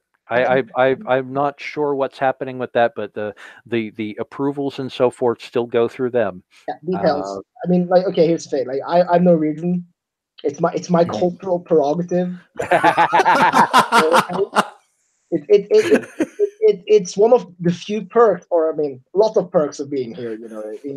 Socialized healthcare and oil money and welfare states and stuff like that. I know those things that Americans are not familiar with. But those things make you miserable, right? Miserable. Actually, we're one of the happiest countries in the world and one of the best countries in the world to live in 15 years in a row, based on the UN surveys and research. Ooh. Anyway, the country shilling aside, yeah, like I like to think of this as the Swedes have been toppled from their meatball throne, because meatball IKEA throne, and as we can now. Magic is back with the people now. That's my view of it. This would never hire me anyway, so I can just go all out with my blatant nationalistic bad statements about them. They're still pretty involved. I hate to break it to you. Yeah. Lies, fake news, tremendous. It's going to be great. Yep. We're going to build a wall between Norway and Sweden, so we can no longer go and use them as a cheap shopping mall anymore, and they can no longer come here and be waitresses because Norwegians are rats and don't have basic jobs anymore. Yeah, like they're like the legit Norwegians are like, oh, the Swedes are taking our jobs. They're working mostly in the service industry because Norwegians are spoiled, so they're not taking anyone's job. Well, like all the Americans rushing out to go get those agricultural jobs. Oh my God! Took our jobs. Like they're going to go out there and in the fields and pick strawberries. Yeah, if you ever want a really great read on Syndicate Paradigm and that specific dynamic, read, I think it's The American Way of Food. This is an investigative journalist who went out and she got a job working in the California agricultural fields, and then at the time it was the largest restaurant in the country. It's not anymore. Applebee's for several months, and then Walmart grocery for several months. She spent like a year of her life getting these jobs, holding them long enough that she could speak with some authority about what it meant to have them, and then she wrote an entire book on it. And it is just a set of perspectives that is, aside from that book, invisible. Like everyone should read that book. And I think about it a lot when I think about Syndicate Paradigm. Yeah, after, and I think we've talked about this in previous discussions, after I left White Wolf, I ended up working back in retail America again. And it was particularly bizarre. Sorry, go ahead. Barnes & Noble, right? Yeah, Media Play and then Barnes & Noble. But what was especially weird at that time was was one of the owners and founders of Quiet Thunder Productions, Laughing Pan Productions with Quiet Thunder. Quiet Thunder is us now. I'm sorry, with Laughing Pan Productions. So on one hand, I was a business owner and was managing. Was the creative director, was managing people, and on the other hand, I was also putting on an apron and going in and working a retail job at when I was at Media Play, minimum wage. I actually quit to go to Barnes and Noble because they paid me better, and I briefly got benefits. But so I was being both a business owner and a service level employee simultaneously, and it was it was a strange headspace, but it taught me a lot about the oddities of corporate America, and I've been putting that into my work ever since. I've got to say it was not in a very positive way. One of the things I learned was like corporate America is batshit crazy pants and isn't. It's not even good for the people it's supposedly serving. It's terrible for the customers. It's really long term terrible for the stockholders. It's hell on wheels on on the management, and it's worst of all for the service level employees who are, you know, quote unquote human resources that they just burn out and burn through, and it's not serving anybody. I actually speaking of that, I actually there's a very good YouTuber who's a very leftist YouTuber. He's making a series that is basically he's like talking about how cities come about and like the different social implications and how cities actually come about while playing like a city building video game. Just proves point. Anyway, like he at one point made that you could have like like Marx and like the most hardcore communists and socialists and everything in corporate America, and the system would still be the same because it's not the people on top. It's not like it's the bad CEOs or the good CEOs. It's the system itself. It's the system itself. The people in it are just there. Doesn't matter. Well, and you know, one thing that always stuck with me, to talk about my mother again, you know, I was always raised with the idea that people are for the most part good. You know, yeah, okay, they're not nobody's perfect because humans, but power corrupts and absolute power corrupts absolutely. Whenever I hear people get into arguments of like business is good, no government is good, no business is good, it's like, whoa. Any human organization that gets big enough to concentrate power will corrupt the people that control the levers. And so as soon as you see your like big institutions of power cooperating, it doesn't matter which car they're in, buddy. You're not going to the market to go shopping. Like that's not what's happening here. And that's like I was raised by a proud social democrat. So and a politician. So I grew up with very much like the idea of the importance of very strong labor unions and strong states and stuff, like, not strong as in militarily strong, but strong as in like having influence and being able to affect change on a large scale. Well, but the funny thing there, so I used to be in the Indiana University Labor Union, CWA, local 4730. I was on the board. I sat in on negotiations. They're a public labor union, and it's an open shop because legally, like they can't require membership unless the university agrees to it because of the labor laws in Indiana. So we only had like 10% membership. And we accomplished a ton. And all our leadership came from the workers. None of the leadership came from CWA because we didn't pay enough for that. They weren't going to pay a person to be our president or whatever. And we were a super, super effective union. And then I talked with other people who, like, I had a friend who was a flight attendant and he was covered by the Teamsters, and he described how his union worked, and all of like the leadership on the board always came from national, and like the things that came out of negotiations that the union was fighting for, most of the flight attendants were like, we don't want that. Like, get an agreement. We're not striking over this. This is dumb. And it struck me like, I believe in unions. But that was really the moment where I went, no, it's just about a human organization reaching a point where the power is corrupting. Unions are super important. Business is important. Government is important. But they need to exist in balance, and they need to be a little opposed to each other. That's healthy. Yep. Yeah. Well, says the Sicilian here. One of the big corruptions in unions involved with one of the big corruptions with the unions, at least in America, was because of the mob involvement. But you needed the mob involvement because you had business owners hiring mercenaries to go kill people who were unionizing, and particularly because there were a lot of Italian and Sicilian immigrants involved in the coal mine trade, in the Teamster trade, in working the docks and so forth. One, they were the people who were being shot at, and two, they were the people who had friends who had guns. Yeah. So when one group of people with guns shows up to shoot at you, you bring in another group of people with guns, and that's how you get the mob involved with unions. And unfortunately, by the 60s, that had gotten completely stupid. And then you have Ronald Reagan come in and busting unions and going too far in the other direction. And but the thing is that the part of the American, I will call it American indoctrination, I'm not tripping on the country, or I am, but ignoring that part. That's okay. I do it all the time. I would say to viewers, the views of this of the people said of this podcast completely reflect the views of the people on this podcast. And really, probably nothing else. Screw other people.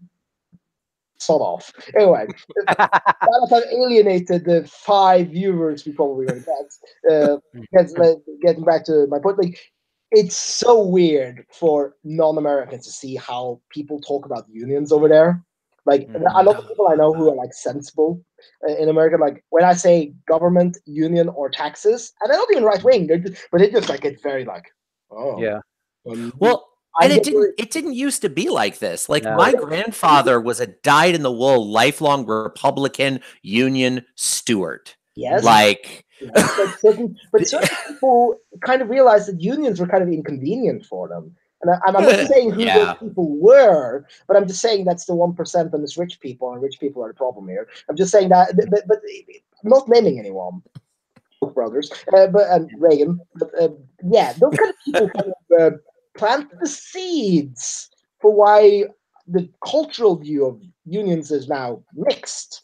Now, there's some validity to unions having been corrupted in the United States. I'm not saying that, but there's it's very weird how organizations that at least starts out as being for workers are now viewed with suspicion. That's all I'm saying. Yeah, well, and that's in large part thanks to right-wing propaganda, but it's also to be fair, it's also due to the tactics that, especially when the unions were really mobbed up in the 50s and 60s. There's an interesting another historical digression which does actually tie into Mage. When the U.S. went to war with Italy, Germany, and Japan, FDR passed FDR in the Congress passed the thing to have Japanese Americans, German Americans, and Italian and Sicilian Americans locked up. Now, obviously, it was easier and quicker and more racist for them to lock up Japanese Americans, which is who we always hear about. But there were German and Italian and Sicilian Americans locked up as well. The Sicilians managed to get around this. And in fact, my grandfather was a beneficiary of this. Managed to get around this by making an arrangement with the Office of Strategic Services, because Sicilians are cranky anyway. We don't like Italian. We're technically Italians for the same reason that Scots and Irish are technically British, and with the same attitude toward it. My mother's family comes from Italy, and the conversations I had with relatives about Sicilians were mind blowing.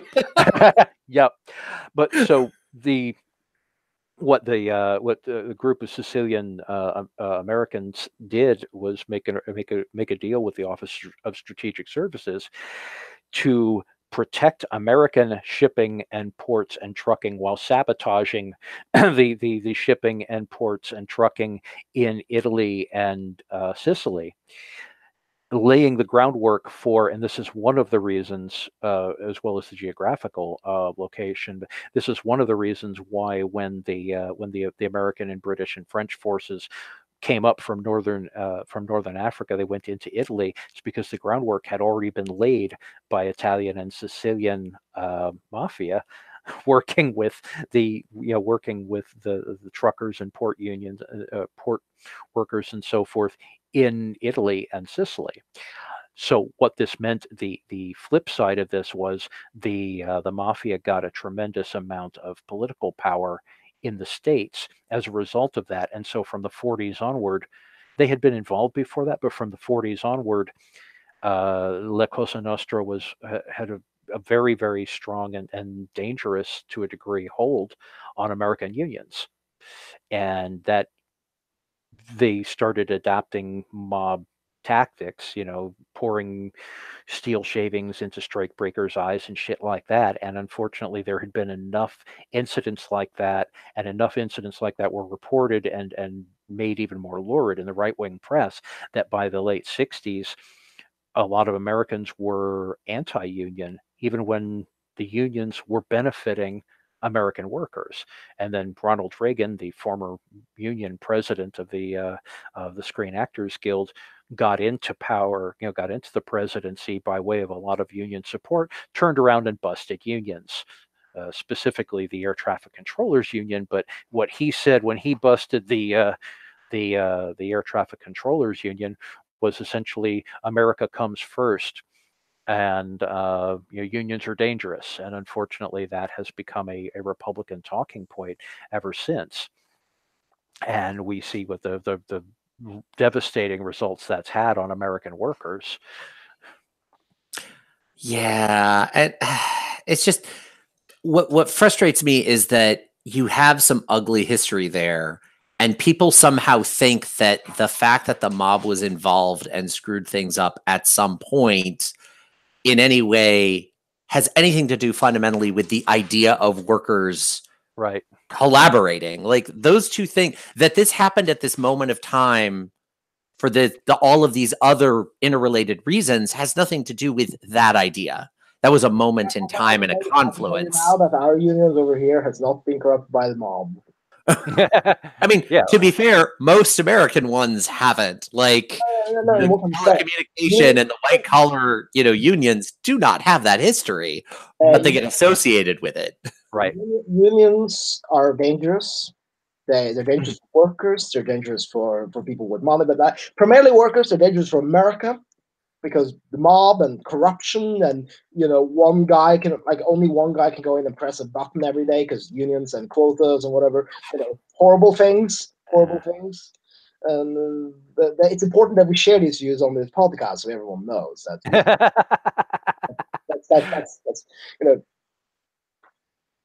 That's what's going on here. Hello, NSA. But I want to mention something completely tangential again, because we mentioned books, and some of these are not fiction books, but they're basically just books written by journalists and stuff. If people want books want some books insights into Syndicate and the Fandish paradigms without actually reading non-fiction fiction, is what I call those books a lot, because it's written as fiction, sort of, but it's not fiction.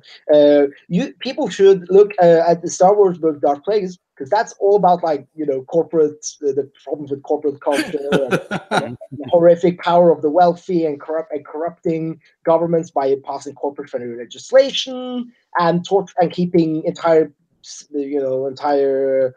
communities of sapient people in rats to experiment on stuff. All the sort of Nefandi and Syndicate combined things you would love. That's inspiration and also visual fiction. So that was just a plug. My plug 572 of the day. But we talked a lot about the Order of Reason today, and we talked about the Sorcerer's Crusade and other great things there. And I have to mention, because I like that we see this very prominently in the Swashbuckler's Handbook, as mentioned previously, and it's a Heigl thing, but it's also used by other groups. The Arts of Desire. This is the first book where I think where that really comes up. The Arts of Desire. That was the book where I came up with it. Oh my god! So I have to throw this in. This wasn't from a Mage game, but I'm running a Wraith Chronicle right now. And I have two technocrats as a far fringe NPC. They're not meant to directly attack the race. They're meant to be basically broad forces of change and gentrification in a neighborhood where these wraiths care deeply about their fetters and their history and their past. So these wraiths are never going to have to directly fight the technocrats because that's just an unfair fight. But one of the characters has intimation, and intimation is all about desire. And for the brief time he was on screen, he's like, I'm going to target the Syndicate member with intimation. I want to know all about his desires. And I'm like, okay, roll. I really hope you don't succeed for your sake, because Ars Cupidae is literally his entire paradigm, and you cannot... No. He succeeded. He then failed his willpower roll to parse what he actually received. I love when paradigm leaks into the other games, and Ars Cupidae is one of my favorite examples of that. It's so much fun and it's so juicy. Thank you. Yeah, an influence on the art stupidity, in addition to just reading a bunch of Renaissance philosophy and so forth, trying to come up with a way of the way of turning the concept of the Renaissance man into an actual magical practice. Was one of the inspirations was my then girlfriend, now ex-wife, Wendy Blackson, who worked in PR. And so I learned a tremendous amount of PR tricks while I was working with her, and that really is, call it working a room, or you could call it manipulation, or you could call it people skills. It's all boiled down to the same thing. And what it was rearranging somebody else's perception of you based on the way you interacted with them. And I'm like, yeah, that's magic. So that's totally magic. And the idea also, very shortly before I started working on Mage, I'd seen the film Noam Chomsky and Manufacturing Consent, which is a documentary about the way in which corporations use media to and continue to create profitable, create and reinforce profitable narratives. And saying you don't actually have to lie. It's how you say something. You don't have to bury the truth. You don't have to rewrite the truth. You can just change how you emphasize information, and that will, in cultivating the way that you express a message, you reshape the reality of the people on the other end of that message. And I was like, so yeah, PR tricks, manufacturing consent, ars stupidity, and crossed with Renaissance philosophy and the philosophies behind fencing teachings. Yeah, ars stupidity, and that's where that came from. Like, I gotta be honest, I did that last week. Like those calculations are, and we talk, like, again, at work, we talk day to day in interviews. We basically ask people, how do you handle this? If I'm implementing a system and a user wants a thing that we don't do, and maybe they want it because they have some process that doesn't actually make any sense, but it's the way it's been done since time immemorial in their research administration office. Okay, well, here's what you're losing. We've acknowledged this, and here is exactly how and when I'm going to highlight the things we're going to be adding and how it will change it. And if you just retorque all of this and change your process this way, then actually everything will be better. And it isn't about the message, because that can just be delivered on a flowchart. It's completely about timing and construction and recognizing when they're in the moment of frustration and how to manipulate that. And it's all to the end of having a productive implementation, but like, that's day to day. Like, that's how you get through the day sometimes. Yeah, it was a bit unnerving when I read David Green. When I was working at Barnes and Noble, I read David Green's Laws of Power and Art of Seduction. And I was like, oh, good gods. On one hand, these are textbooks for what I call sociopathy chic, not the clinical, not the clinical condition of having an ability to process empathy for other people's. Is that the same guy who wrote The Dark Enlightenment? No, but it's a similar. No, that's Nick Land. But no, it's similar. Name mentioned in the conversations about The Dark Enlightenment. Yeah. No, Green is definitely one of the people that those folks cite, and he's kind of one of the thinkers of that sort of thing. And when I was reading it, I was like, okay, on one hand, this is our stupidity in real life. Two, this is scary because the Green flat out says, use this weapon on your victim. And the tactics are all expressed as win-lose, from a predatory win-lose standpoint. And it's also effective because a lot of techniques he talks about work. Yeah. And that gets down to, like, a chef's knife can make an amazing meal, or it can kill a person. And I think there are part of the problem about thinking about, okay, I need to walk into this moment and be manipulative, is manipulation can be about diffusing fear. It can be about, minimizing anxiety. But ultimately, you have to view the other person as a system of moving cogs that you can change. And if you don't keep very, very soundly in your mind that I am also a system of cogs, we are still equals, even though I'm doing this in this moment, it's a really corrupting mindset. Mm-hmm. Yeah, that's why I cite it, and in the inspirational sources section of the book of the Fallen, I say, of all the sources I mention here, these are the ones that I give the biggest, that I have the most reservation about mentioning to people. Like I read, and granted, I didn't cite all my sources because some of my sources are just things I think people shouldn't read, unless they have the context. Didn't you read one of the? I hope this was one of the sources you mentioned. Didn't you read Garth Ennis's Crossed for this? Oh God, yeah, crossed. Talk about one of the many psychological torture chambers I put myself through while writing that book. Was binge reading the entire 100 graphic novel collections of Crossed. That was bad. I do that as a sort of like morbid fascination.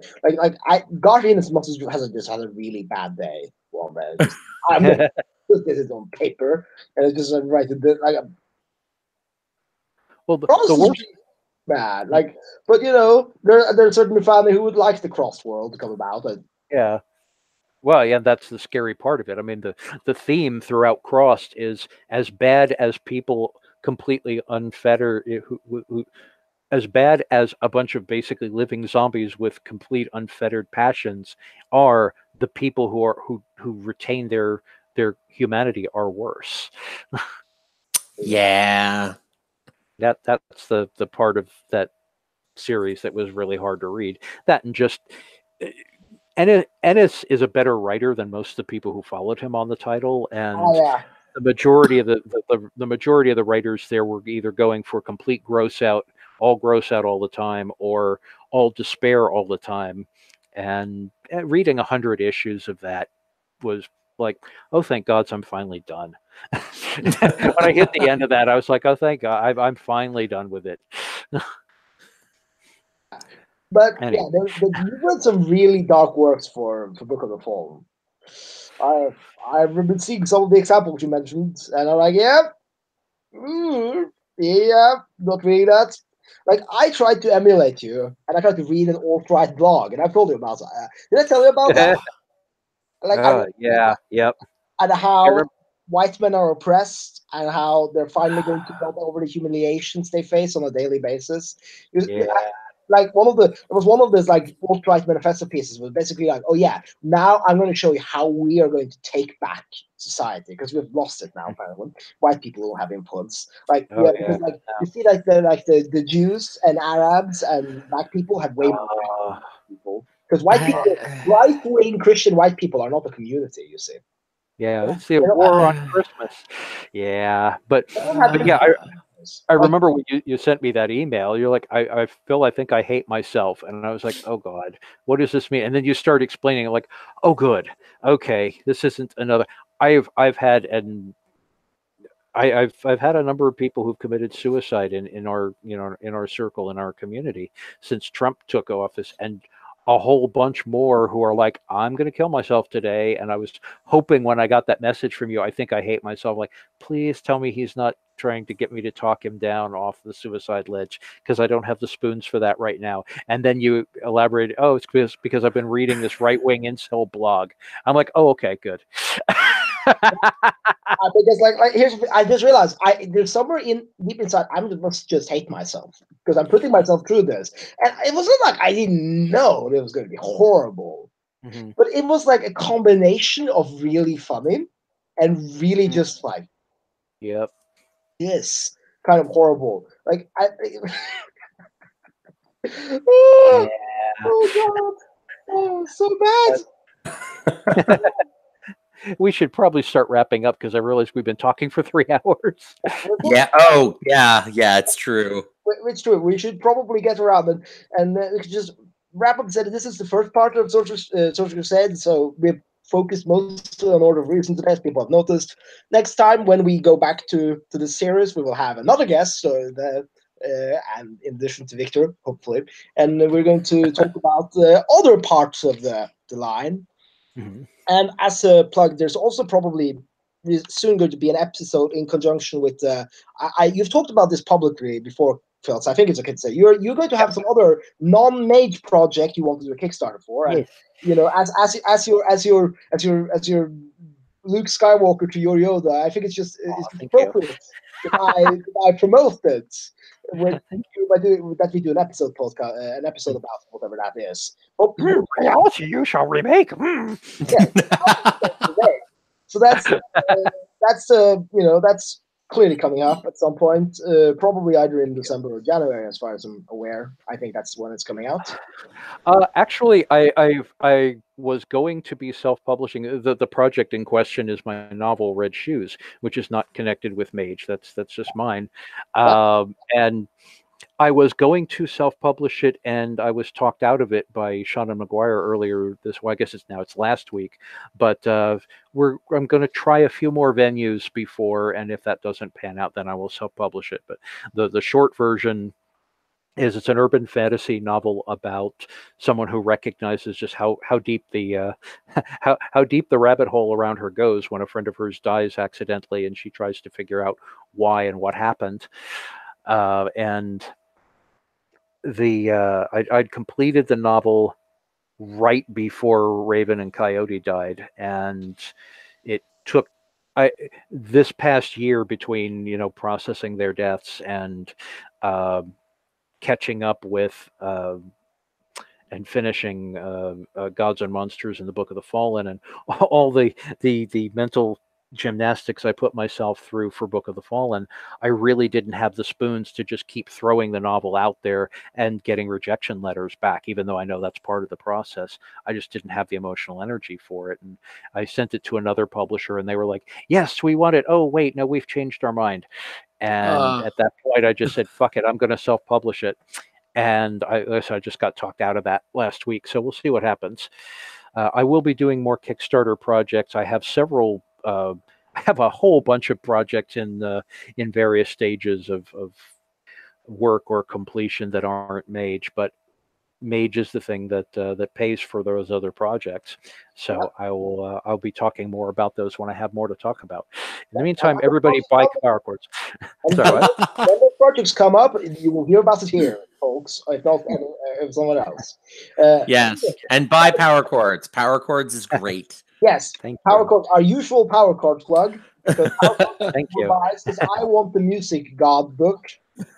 Yeah. So it needs to pay for itself, so we can get that. So people go buy power cords. I will yell at you dramatically while pointing at you. Anyway, continue with the plugs of today. Victor, do you have any plugs? Is there any Arcadia walking we should be aware about? No, actually, I hate to say this, but walking away from Arcadia is probably shut down for the foreseeable future. Yeah, Simon. Yeah, Simon and our lives have gotten a great deal more complicated than when we went on hiatus. I don't want to say we will never podcast again, but right now the hiatus is undefined. We do have some other side projects we're working on, though. We're both working on some things we hope to get onto the Storyteller's Vault. I have a couple small changeling things and one modest Mage adventure that I am finishing over Christmas break. So help me God. Oh, like an adventure for Mage? Yes, I did. I know, and I specifically did it because adventures for Mage are so ill-fated and they have such a bad reputation, and I wanted to try and do an adventure that is designed, and it's not like an adventure. It's a chronicle start. It is a setting with a specific set of NPCs and a conflict and a situation and a set of PC templates for both disparates and traditions and technocrats. And it's designed so, like, here are all the different starting sessions, set of background assumptions you can choose from. It's very heavily Future Fate inspired. So I wanted to tackle a module. I'll say module more than adventure, because module is more open-ended. Adventure implies a certain strictness this text does not have. It's much more political and less high-flying, crazy stuff. But I really wanted to try and like do that thing that everyone said couldn't be done. I have no idea if I did it successfully. Oh, we will watch this with interest. And if you need a podcasting haven while potentially never walk away from Arcadia again, we here at the Symposium are very open, have open arms, and I mean Phil gives hugs, I'm sure. So that's a great thing. As for my plugs, I don't have anything coming up except this. I hope to see if we can do some, like Phil mentioned, live games. I have been semi-poking him and other people about there, and you too, Victor. Actually, the first idea I had was the angry leftist game. Yes, I'm all about that game. That game should happen. Yeah, I think we should do that. Live stream it, promote another indie game that needs it, and also get to look at politics and stuff. And I think that'd be great. That's actually one I'm most eager to get done. I also have some ideas for Stormturf's Vault stuff, but it's way too early to say where that's going. The only one I'm for sure I will write is the Scandinavian Changeling Guide. I just need to find a Sami person author so I can write the appendix about the Sami people thing. Because I don't want to do that myself, because while I'm genetically there, I don't have the cultural, I wouldn't say cojones becomes the wrong word, but the cultural credibility to write that properly. Anyway, that's my plugs. We've all gotten the cool plugs through. Gods and Monsters coming out soon. I think it's improving now. It's in the second round of layoffs. Layouts.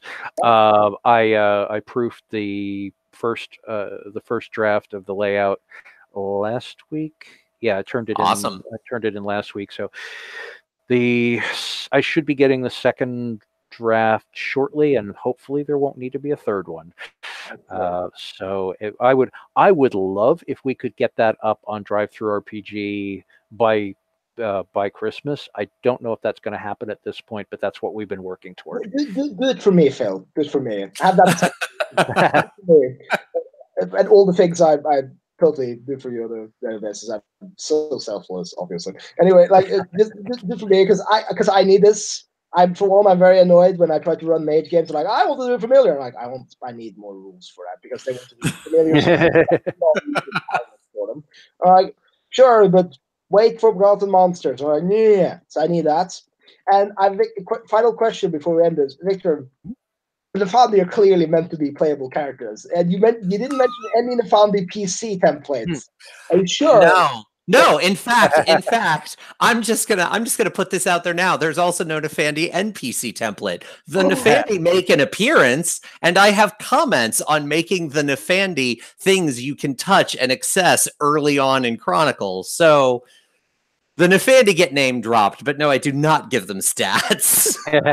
Nope. That's probably good for a variety of reasons, not the least of which is when the Book of the Fallen finally comes out, people will realize there's so much more going on than they thought. Yeah. I also really feel like Nefandi need to be personalized to your players. Mm-hmm. I had some Nefandi in my Sorcerer's Crusade game, and I learned very quickly my players did not have the same opinions on atrocity in the World of Darkness. And I started stepping away from navigating that because I did not want to.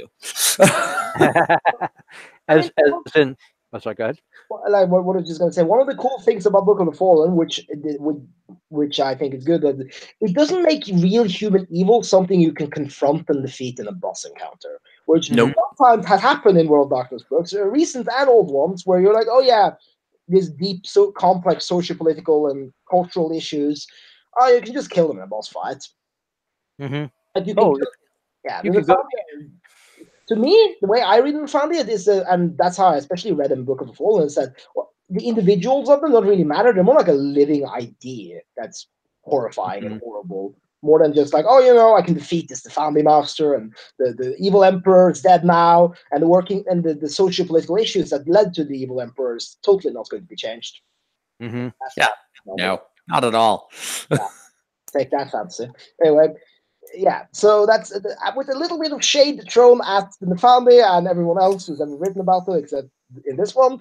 I think we can we can end things here, and I hope everyone has a good night, and hopefully we get to do another episode soon. Sounds good. Thank you very much. Thanks. Thank you, Carl. Thank you, Vincent. Always great talking with you all. Yep. And thank you everybody who has. Thank you everybody who's listened. I appreciate it. Take care and have a great holiday, everyone. Thank you. Yeah. Thanks for having me. Yes, you will be back.